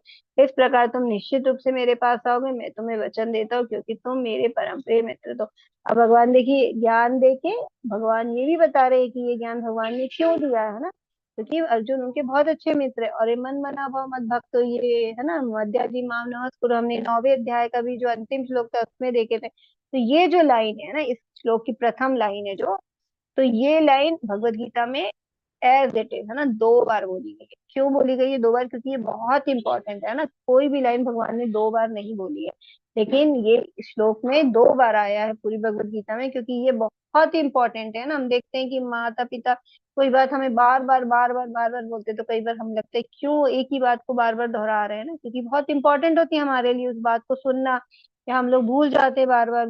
तो हमको बार बार याद दिलाते रहते माता पिता कि ये ऐसा करना है। तो इसी प्रकार भगवान भी यहाँ पे हमें ये बार बार बता रहे हैं, वही उस बात को जो हमारे लिए बहुत जरूरी है समझना। तो अब सबसे जरूरी हमें क्या समझना है कि भगवान का ही चिंतन करना, हमें कोई भौतिक चिंतन नहीं करना, भगवान की भक्ति करना है, भगवान की पूजा करना और भगवान को ही नमस्कार करना है। तो बहुत सारे लोग हैं जो कह सकते हैं कि हम ये नहीं कर सकते, चिंतन नहीं कर सकते, तो भगवान कह रहे मेरे भक्त बन जाओ। वो भी नहीं कर सकते तो पूजा कर लो, अगर पूजा नहीं कर सकते तो भगवान कह रहे कम से कम नमस्कार कर लो, क्योंकि भगवान तो हम जब दंडवत प्रणाम करते हैं उससे भी प्रसन्न हो जाते हैं। लेकिन कंडीशन क्या रहती है, जब हम नमस्कार करते हैं, क्योंकि भगवान बहुत है ना अच्छे से हमें रास्ता बता रहे हैं, क्योंकि भगवान को पता है कि हम भगवान को नमस्कार कर रहे हैं मतलब हमारे अंदर श्रद्धा है, तो हमारे फिर हम पूजा भी करेंगे, फिर हम अच्छे भक्त भी बन जाएंगे और फिर भगवान का हम 24 घंटे चिंतन कर सकेंगे। और क्योंकि हमें चिंता नहीं करना है ना, क्योंकि अंत काले जा मामेगा, हम लोग अगर शरीर में भौतिक शरीर में तो हमारा जन्म ले चुके तो मृत्यु होनी हमारी पक्की है, निश्चित हो चुकी है मृत्यु की डेट, लेकिन हमें नहीं पता, इसलिए हमें 24 घंटे चिंतन करना है, ताकि मृत्यु के समय भी भगवान का हमारा चिंतन बना रहे और तभी हम परम धाम को जाएंगे ना। तो इसलिए कह रहे हैं कि अगर तुम मेरे भक्त बन जाओगे, मुझे नमस्कार करोगे, मेरी पूजा करोगे और मेरे भक्त बन जाओगे तो तुम मेरा चिंतन भी करोगे। और चिंतन हम जब करते रहेंगे, 24 घंटे स्मरण रहेगा, तो हम भगवान के धाम जाएंगे, है ना। कह रहे इस प्रकार तुम निश्चित रूप से मेरे पास आओगे, तो ये मैं तुम्हें ये वचन देता हूँ क्योंकि तुम मेरे परम प्रिय मित्र हो। तो देखिए भगवान ने स्वयं ने वचन दिया है ना, तो ये कोई वचन ऐसा नहीं जो भौतिक व्यक्ति देते हैं और देने के बाद तो भूल भी जाते हैं, और जब वो वचन निभाने का समय आते तो कहते हैं मैंने तो ऐसा कुछ बोला ही नहीं था ना। ये वचन भगवान का है ना, जो परम पुरुष है, परिपूर्ण है भगवान, उनका वचन है। तो ये इस बात को हमें बहुत ही जोर पूर्वक समझना चाहिए, अच्छे से समझना चाहिए कि ये भगवान ने हमको वचन दिया, तो ये मतलब ये बात झूठी हो ही नहीं सकती है ना। अगर भगवान ने बोले तुम निश्चित रूप से मेरे पास आओगे तो पक्का आएंगे, बस हमें क्या कंडीशन करना है, भगवान का चिंतन करना है ना। नमस्कार करना है, पूजा करना है, भक्त बनना और चिंतन करना है। तो इस प्रकार अगर हम चलेंगे तो निश्चित रूप से हम भगवान के धाम जाएंगे।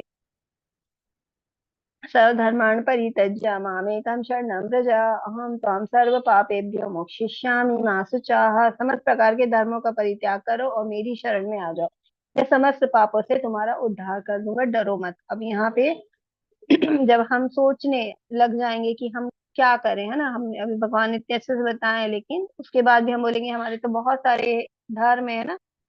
तो भगवान कह रहे कि अब भगवान ने इतने सारे ज्ञान दिया लेकिन अब अंत में क्या बोल रहे हैं, इस श्लोक को बोला जाता है कि भगवत गीता का सार है। अगर हमें एक कुछ चीज सीख के जाना है भगवत गीता से, 18 दिन हमने जो की भी कक्षा सुनी, क्योंकि अर्जुन को तो भगवान ने सब ज्ञान दिया, लेकिन अब यहाँ सार होता है ना, अपन जो टीचर होता है सब कुछ बताते हैं, लेकिन फिर भी होता है ना एक चीज बताता है कि नहीं ये आपको जरूर याद कर लेना है, क्योंकि ये परीक्षा में आता ही आता है। तो जो अभी हमने 18 दिन में जो कुछ भी पढ़ा, तो हमें ये तो श्लोक अच्छे से समझ ही लेना है कि सब धर्मों का, क्योंकि जो भी धर्म है सब भगवान से ही धर्म उत्पन्न हुए, सारे धर्मों का सार भी भगवान है, तो हमें सारे धर्मों का परित्याग करके सिर्फ भगवान की शरण में जाना है। क्यों भगवान की शरण में, क्योंकि हम कहीं से भी चलेंगे, अगर हम प्रारंभ करते हैं ना, हमारा जीवन भी प्रारंभ भगवान से शुरू हुआ है, तो अगर हम सब कुछ भगवान करने वाले, तो हम भगवान को ही अपने आप को समर्पित कर ले, तो भगवान की शरण में चले जाएं।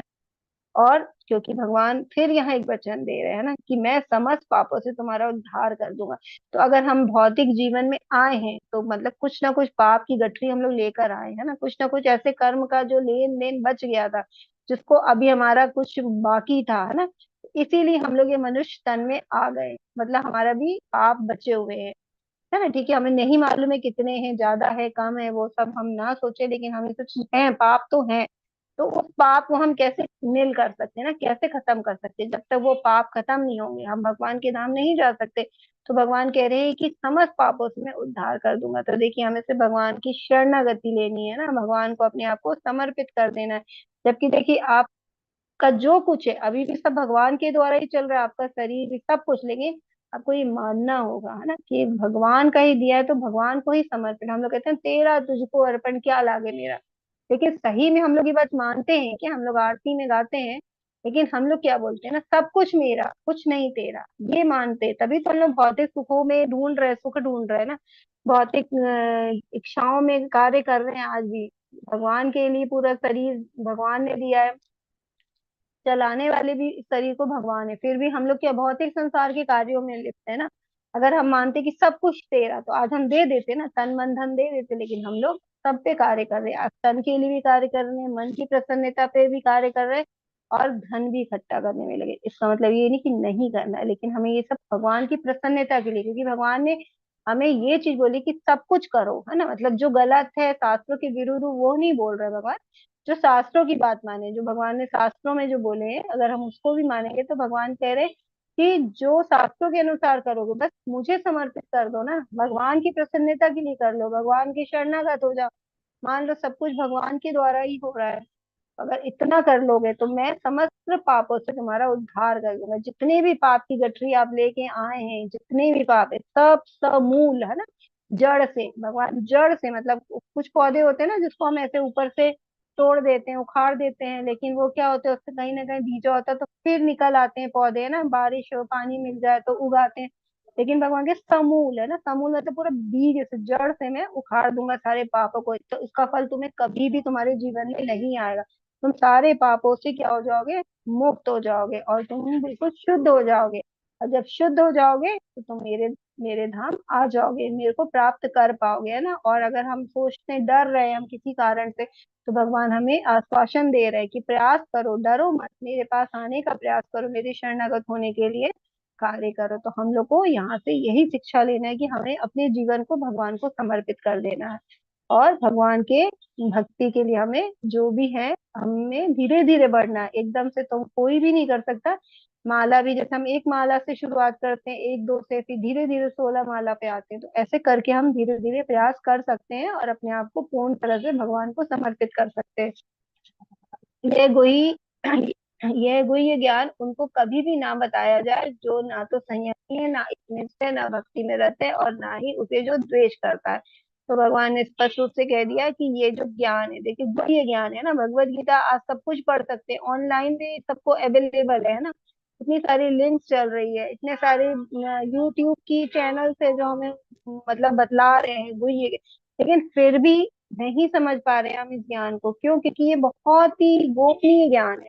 और जब हम अपने आचार्यों से, है ना, भगवान अर्जुन को समझा रहे हैं, खुद है ना, भगवान समझा रहे हैं, तब अर्जुन अच्छे से समझ पा रहे हैं, तो हमें कौन समझाएगा? हमें भी हमारे जब गुरु इस गुह्य तत्व को, इस गोपनीय चीज को हमें अच्छे से हमारे सामने रखते हैं, हमें समझाते हैं, है ना, इसलिए हम लोग परंपरा में सीखते हैं। सबके पास आज आज देखिए कितने सस्ती तरीके से आपको, है ना, भगवत गीता या शास्त्र मिल जाएंगे, लेकिन आप पढ़ेंगे तो आपको या तो समझ में ही नहीं आएगा, और अगर समझ में भी आएगा तो उसका जो गोपनीय भाग है ना, वो आप नहीं समझ सकते उस ज्ञान को। उसको लेने के लिए हमें जो विशेषज्ञ है ना, इस पुस्तक का, जो भगवत गीता के जो विशेषज्ञ गुरु है ना, प्रमाणित गुरु है, उनके पास जाना पड़ेगा हमें, और वो हमें बता सकते हैं कि गुह्य ज्ञान क्या है। तो भगवान कह रहे हैं कि ये जो गुह्य ज्ञान है ना, वो अगर समझ गए हो तो अब ये किसको नहीं बताना है? संयमी, जो कि देखते हैं कि कई लोग को हम बोलते हैं तो वो हमेशा,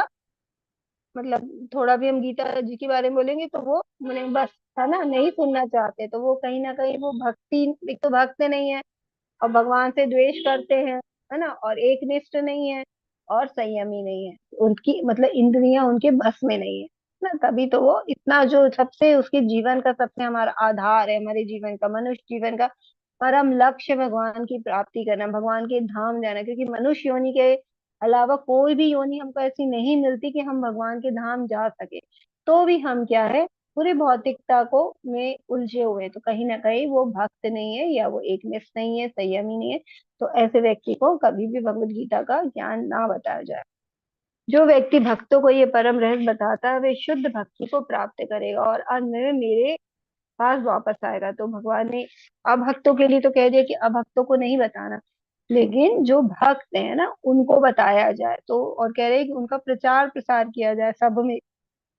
जो व्यक्ति भक्तों को ये परम रहस्य बताता है, तो जो अंदर से भक्ति तो सभी के अंदर है ना, लेकिन जिनकी जागृत हो गई है ना, जो भगवान के बारे में सुनना चाहते हैं, जिनके अंदर श्रद्धा है, भगवान के लिए विश्वास है, जब उनको बताई गई है, तो भगवान की शुद्ध भक्ति, तो हमारी भक्ति और ज्यादा बढ़ती है ना। और वो क्योंकि प्रचार प्रसार जब हम भगवान के नाम का करते हैं और बहुत सारे लोग इसमें जुड़ते हैं, भक्तों के साथ भक्ति करते हैं, तो वो ऐसा जो कोई कर रहा है, तो भगवान कह रहे हैं वो मेरे धाम को वापस आएगा। इस संसार में उसकी अपेक्षा कोई अन्य सेवक ना तो मुझे अधिक प्रिय है और न कभी होगा। तो ये भी भगवान ने हमको बता दिया, स्पष्ट है ना। स्पष्ट मतलब जो प्रचार प्रसार करता है, जो भगवान की प्रसन्नता के लिए कार्य कर रहा है ना, जो, क्योंकि देखिए जो भी आत्माएं हैं, है ना, मतलब जो भी शरीर में है आज जो क्रियाशील हमें दिख रहे हैं, जो भी लोग हैं या जीव जंतु, उनमें भी भगवान का अंश, और वो भी भगवान की ही, भगवान उनको भी चाहते हैं कि वो सब जल्दी से जल्दी मेरे घर आ जाए ना। सबके पिता तो भगवान ही है ना। तो वो भी चाहते हैं, तो जो वो अज्ञान में है, उनके पास ज्ञान नहीं है। अगर हमारे पास आ गया कि हमें भक्ति करना है, हमारा जो परम उद्देश्य है हमारे शरीर का वो भगवान को प्राप्ति करना है, अगर हमें ये चीज पता चल गया और अगर हम इसको प्रचार प्रसार करते, ऐसे लोग को बताते हैं जिनको ये ज्ञान नहीं है, और वो भी भगवान से जुड़ते हैं, तो उनके जीवन का भी उद्धार हो रहा है ना, क्योंकि वो भी भगवान धाम, भगवत धाम जाने का प्रयास करने लग जाएंगे। तो भगवान कितने प्रसन्न हो जाएंगे ना, क्योंकि वो उनको बुलाना चाह रहे हैं ना। और वो भी अब वो उनके जो भक्त हैं उनके द्वारा उनको पता चला, और वो भी भगवत प्राप्ति के लिए, उनके धाम जाने के लिए तैयार है ना, वो भी भक्ति कर रहे हैं। तो भगवान ऐसे लोग से बहुत प्रसन्न होते हैं ना सब, और वो कहते हैं ऐसे उसके अलावा मैं किसी से प्रसन्न नहीं होता ना, सबसे अधिक प्रिय मुझे ऐसे ही लोग होते हैं। और मैं घोषित करता हूँ कि जो हमारे इस पवित्र संवाद का अध्ययन करता है और अपनी बुद्धि से मेरी पूजा करता है ना, तो यह भगवान कह रहे हैं कि ये घोषित कर रहे हैं कि ये जो अध्ययन कर रहे हैं ना, बुद्धि से जो पूजा कर रहे हैं भगवान की, है ना, तो वो भगवान ऐसे लोगों से बहुत ही प्रसन्न होते हैं, है ना। तो हम जो भगवत गीता के जो पूरा संवाद सुने, हमने जो पूरा अध्ययन किए हैं, और इससे क्या है हमारे प्रति, हम लोग के अंदर क्या आया है ना, इसको पूरा भगवत गीता को जब हमने समझा 18 दिन में, इससे हमें भगवान के प्रति हमारी क्या श्रद्धा और बढ़ गई है, क्योंकि हमने श्रवण किया है, हमने भगवान की महिमा का गुणगान किया है, भगवान भगवान की विभूतियों को जाना है, भगवान की शक्तियों को जाना है, भगवान सब कुछ करने वाले हैं ना, सब कुछ भगवान है ना। और हमको, हम जो कुछ भी हमारे पास है सब भगवान की कृपा से हमको मिला हुआ है। तो जब हम ये सब जान पाते हैं, हम भगवत गीता पढ़ के, ये पूरे संवाद भगवान जी और जो श्री कृष्ण जी और अर्जुन जी के बीच में चला, तो ये संवाद भी बहुत ही पवित्र है ना। और अगर हम ये सुन रहे हैं तो मतलब हम अपनी बुद्धि से भगवान की सेवा कर रहे हैं, भगवान की पूजा कर रहे हैं। और जो श्रद्धा समेत तो द्वेष रहित होकर इसे सुनता है, वे सारे पापों से मुक्त हो जाता है और एक शुभ लोक को प्राप्त होता है, जहाँ पुण्यात्मा निवास करती है। तो भगवान कह रहे हैं कि जो इसको बहुत श्रद्धा से सुन रहा है ना, और द्वेष रहित, वो भगवान से द्वेष नहीं करता, तो वो सारे पापों से मुक्त हो जाएगा। तो देखिए भगवान ने कहा है, तो जिन्होंने भी 18 दिन बहुत ही श्रद्धा से सुना है, ध्यान से सुना है, तो वो सारे पापों से ऐसे ही मुक्त हो गया है ना, और वो शुभ लोकों में जाएगा, जहाँ पे पुण्यात्मा निवास, मतलब ये पुण्य हो गया है अभी, क्योंकि अभी सिर्फ सुना है ना। अगर हम इनके जो सुना है हमने खाली, जब हम इसको अच्छे से इसका मनन करेंगे, चिंतन करेंगे और इसको व्यवहार में उतारेंगे भगवान के ज्ञान को, और जब हम भगवान के जो ज्ञान है उसके उस मार्ग पे चल पड़ेंगे, हम पूरा जीवन उस पे भगवान के समर्पित कर देंगे, तो वो फिर हम भगवान के धाम चले जाएंगे। तो अभी तो हम क्या बोल रहे हैं, जो हम भगवान को अच्छे से सुने तो पाप तुम्हारे मुक्त हो गए, तो हम पुण्य आत्मा की जहाँ निवास करती वहां जाएंगे। तो भगवत धाम जाने के लिए भगवान ने क्या कंडीशन बताई है कि हमें भगवान के शरणागत होना पड़ेगा, तभी हम भगवत धाम जाएंगे। अर्जुन उवाचा नो नष्टो मोह स्मृति लब्धा त्वत्प्रसादान्मयस्तु च स्थितोऽस्मि गतः संदेहः करिष्ये वचनं तव। तब अर्जुन ने सब कुछ बहुत ध्यान से सुना, मतलब इतने एकाग्र होके सुना कि उन्हें हर एक चीज समझ में आ गई, है ना। अभी तो हम लोग को पढ़ने में बहुत, अभी तो हम गुई ज्ञान को सिर्फ सुने हैं ना, अभी तो हम समझ भी नहीं पाए अच्छे से। अगर हम समझ गए तो अभी हमने जीवन में नहीं उतार। लेकिन अर्जुन ने वो 45 मिनट में अर्जुन ये भगवत गीता का ज्ञान भगवान ने दिया। अर्जुन ने पूरी तरह से ध्यान से सुना, बहुत उस पर चिंतन किया और मनन करके पूरा उसको व्यवहार में उतार लिया। और वो अब क्या बोल रहे हैं भगवान से, अर्जुन ने कहा हे कृष्ण हे अच्युत, अब मेरा मोह दूर हो गया है, आपके अनुग्रह से मुझे मेरी श्रवण सॉरी मेरी स्मरण शक्ति वापस मिल गई। अब मैं संशय रहित तथा दृढ़ हूँ और आपके आदेशों से कर्म करने के लिए उद्यत हूँ। तो अब ये अर्जुन क्यों बोल रहे हैं, क्योंकि भगवत गीता तब शुरू हुई थी जब अर्जुन मोहित हो गए थे और उन्हें भ्रमित हो गए थे, उन्हें समझ में नहीं आ रहा था मैं क्यों करूं युद्ध, या क्या करूं या ना करूं, है ना। तो वो बहुत ही ज्यादा क्या थे उस समय, कह रहे थे ना कि मैं भ्रमित हो गया हूँ, अब मैं कार्पण्य दोष हूँ, है ना, सहज स्वभाव हूँ, मतलब मैं अपनी कर्पण दुर्बलता के कारण समझ नहीं पा रहा हूँ कि मुझे अपने कर्तव्य करना चाहिए कि नहीं करना चाहिए। तो अब यहाँ पे जब पूरी भगवत गीता अर्जुन ने सुन ली, है ना, तब अर्जुन कह रहे हैं कि हे कृष्ण, हे अच्युत, मेरा मोह दूर हो गया, क्योंकि बहुत मोहित हो गए थे ना, मुझे युद्ध नहीं करना है, अपने परिजनों से मोहित हो गए थे। तो वो कह रहे हैं कि अब मेरा पूरा मोह दूर हो गया है, उनका सब कुछ जितना संशय था उनके दिमाग में सब कुछ हट गया ना, तो संशय रहित हो गए हैं, दृढ़ हो गए, मतलब वो समझ गए कि उनका एकमात्र कर्तव्य युद्ध करना है ना। क्यों करना? क्योंकि भगवान कह रहे हैं, भगवान की प्रसन्नता के लिए करना है ना,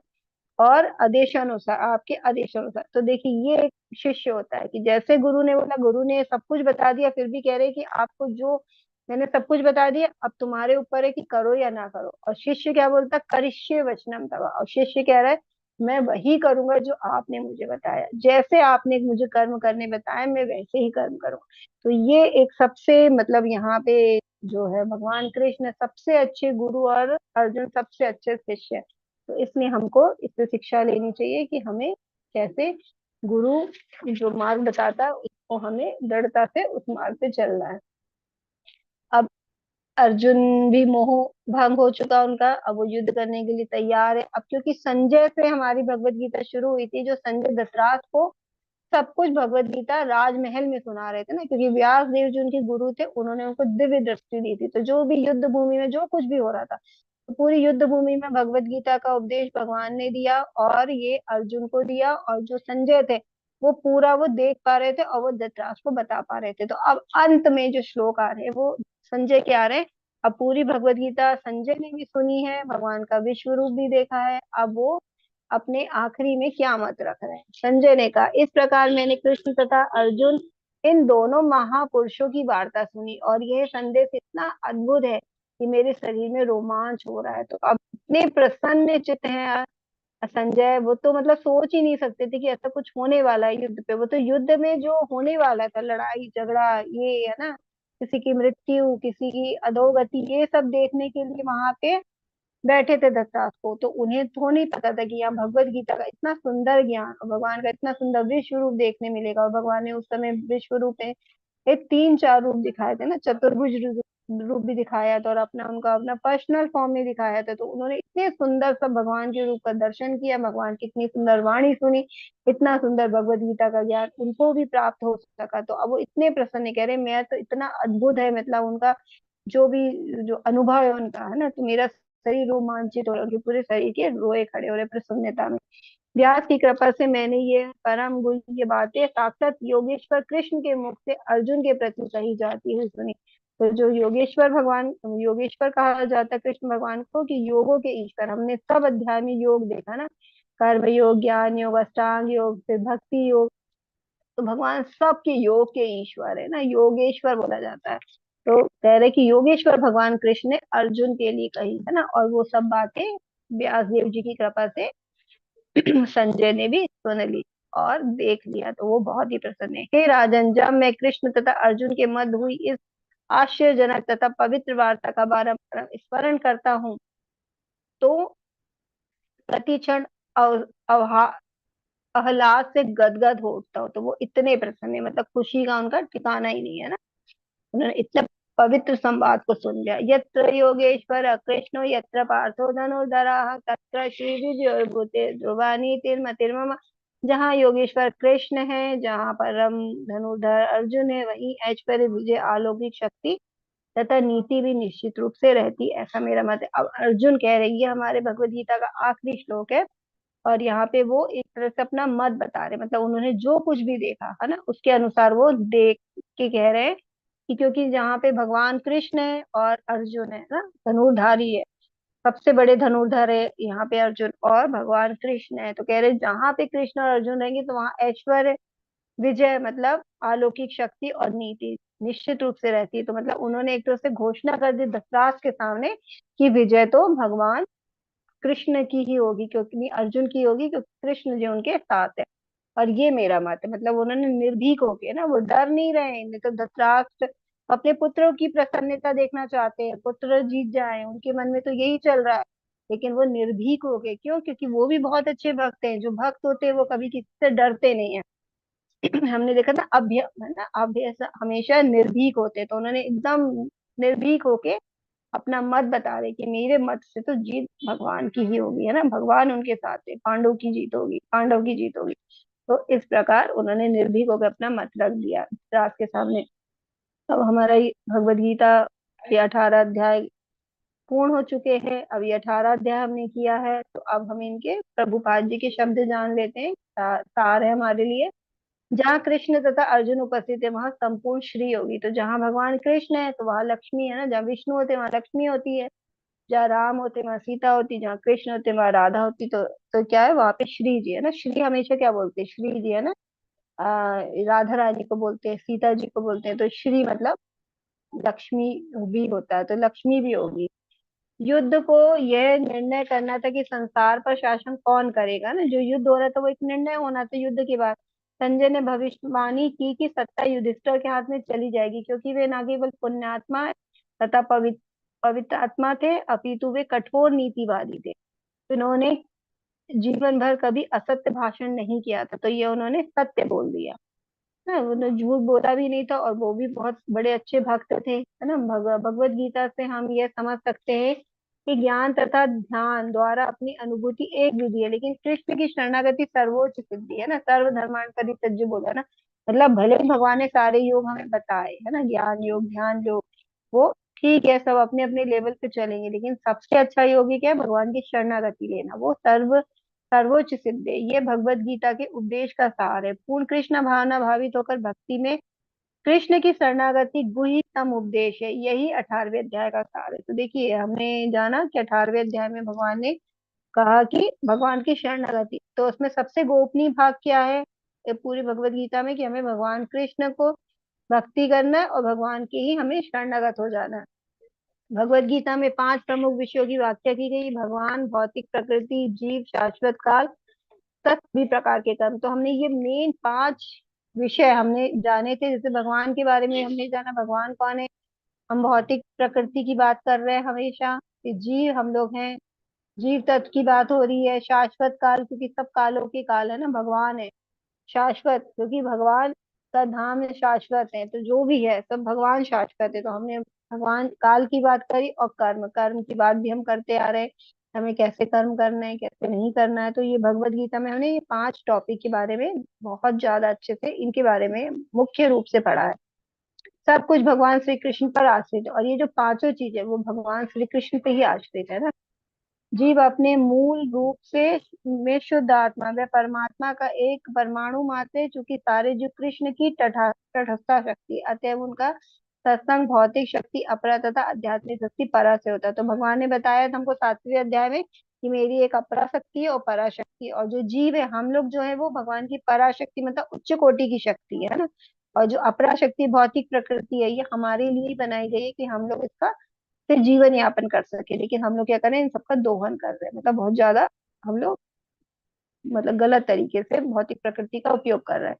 दूसरे शब्दों में जीव भगवान की पराशक्ति से अतः उसमें किंचित स्वतंत्रता रहती है। तो भगवान ने हमें जीव बनाया है, तो हमको स्वतंत्रता भी दी है कि फैसले हमारे ऊपर रहते हैं कि हम अच्छे भी ले सकते हैं और गलत भी ले सकते हैं, लेकिन वो हम पे डिपेंड करते हैं। इस स्वतंत्रता के सदुपयोग से ही हम कृष्ण को प्रत्यक्ष आदेश के अंतर्गत आते हैं। तो अगर हम भगवान को चूज करते हैं, मतलब हम लोग क्या एक पुल पे है ना, अगर वहां पे एक तरफ हम आध्यात्मिक लोक में जा सकते हैं और उसी से हम लोग एक तरफ भौतिक है और एक तरफ आध्यात्मिक, तो अब उस दोनों में से किसको हमें चूज करना है ना, कहाँ अध्यात्म भगवान को हमें मतलब चुनना है, या हमें भौतिक प्रकृति को चुनना है, हमें भौतिकता को चुनना है ना, भौतिक संसार के लोगों को चुनना है, ये हम पे डिपेंड करता है। लेकिन कह रहे हैं कि अगर हम अपनी स्वतंत्रता मिली, अगर हम सही तरीके से उपयोग करेंगे, तो हम क्या करेंगे, भगवान को चुनेंगे, भगवान के कृष्ण के प्रत्यक्ष आदेश के अंतर्गत आता है और अपनी सामान्य दशा को प्राप्त करता है। अगर हम भगवान को चूज करते, भगवान को चुनते और भगवान की भक्ति करते हैं और भगवान को शरणागति करते हैं अपनी, और भगवान की प्रसन्नता के लिए सारे कार्य करते हैं, तो हम अपनी सामान्य दशा मतलब मनुष्य है तो फिर हम भगवत धाम जाएंगे, है ना। तो हम लोग क्योंकि हमारी सामान्य दशा भगवत धाम जाने में ही है, लेकिन हम लोग को ये ज्ञान ही नहीं है, इसलिए हम लोग यहाँ पे इधर उधर भटक रहे हैं। तो हमें भगवान की भक्ति करना है, यही हमारी भगवत गीता का सार है। हरे कृष्णा कृष्णा कृष्णा हरे हरे, हरे राम राम राम हरे हरे। तो आप सभी का बहुत बहुत धन्यवाद, जो इतनी धैर्यता से आप लोग मुझे सुनते रहे। और हमने एक एक दिन में एक एक अध्याय को अच्छे से जाना, और भगवान हमें क्या ज्ञान देना चाह रहे हैं इसको भी हमने समझा।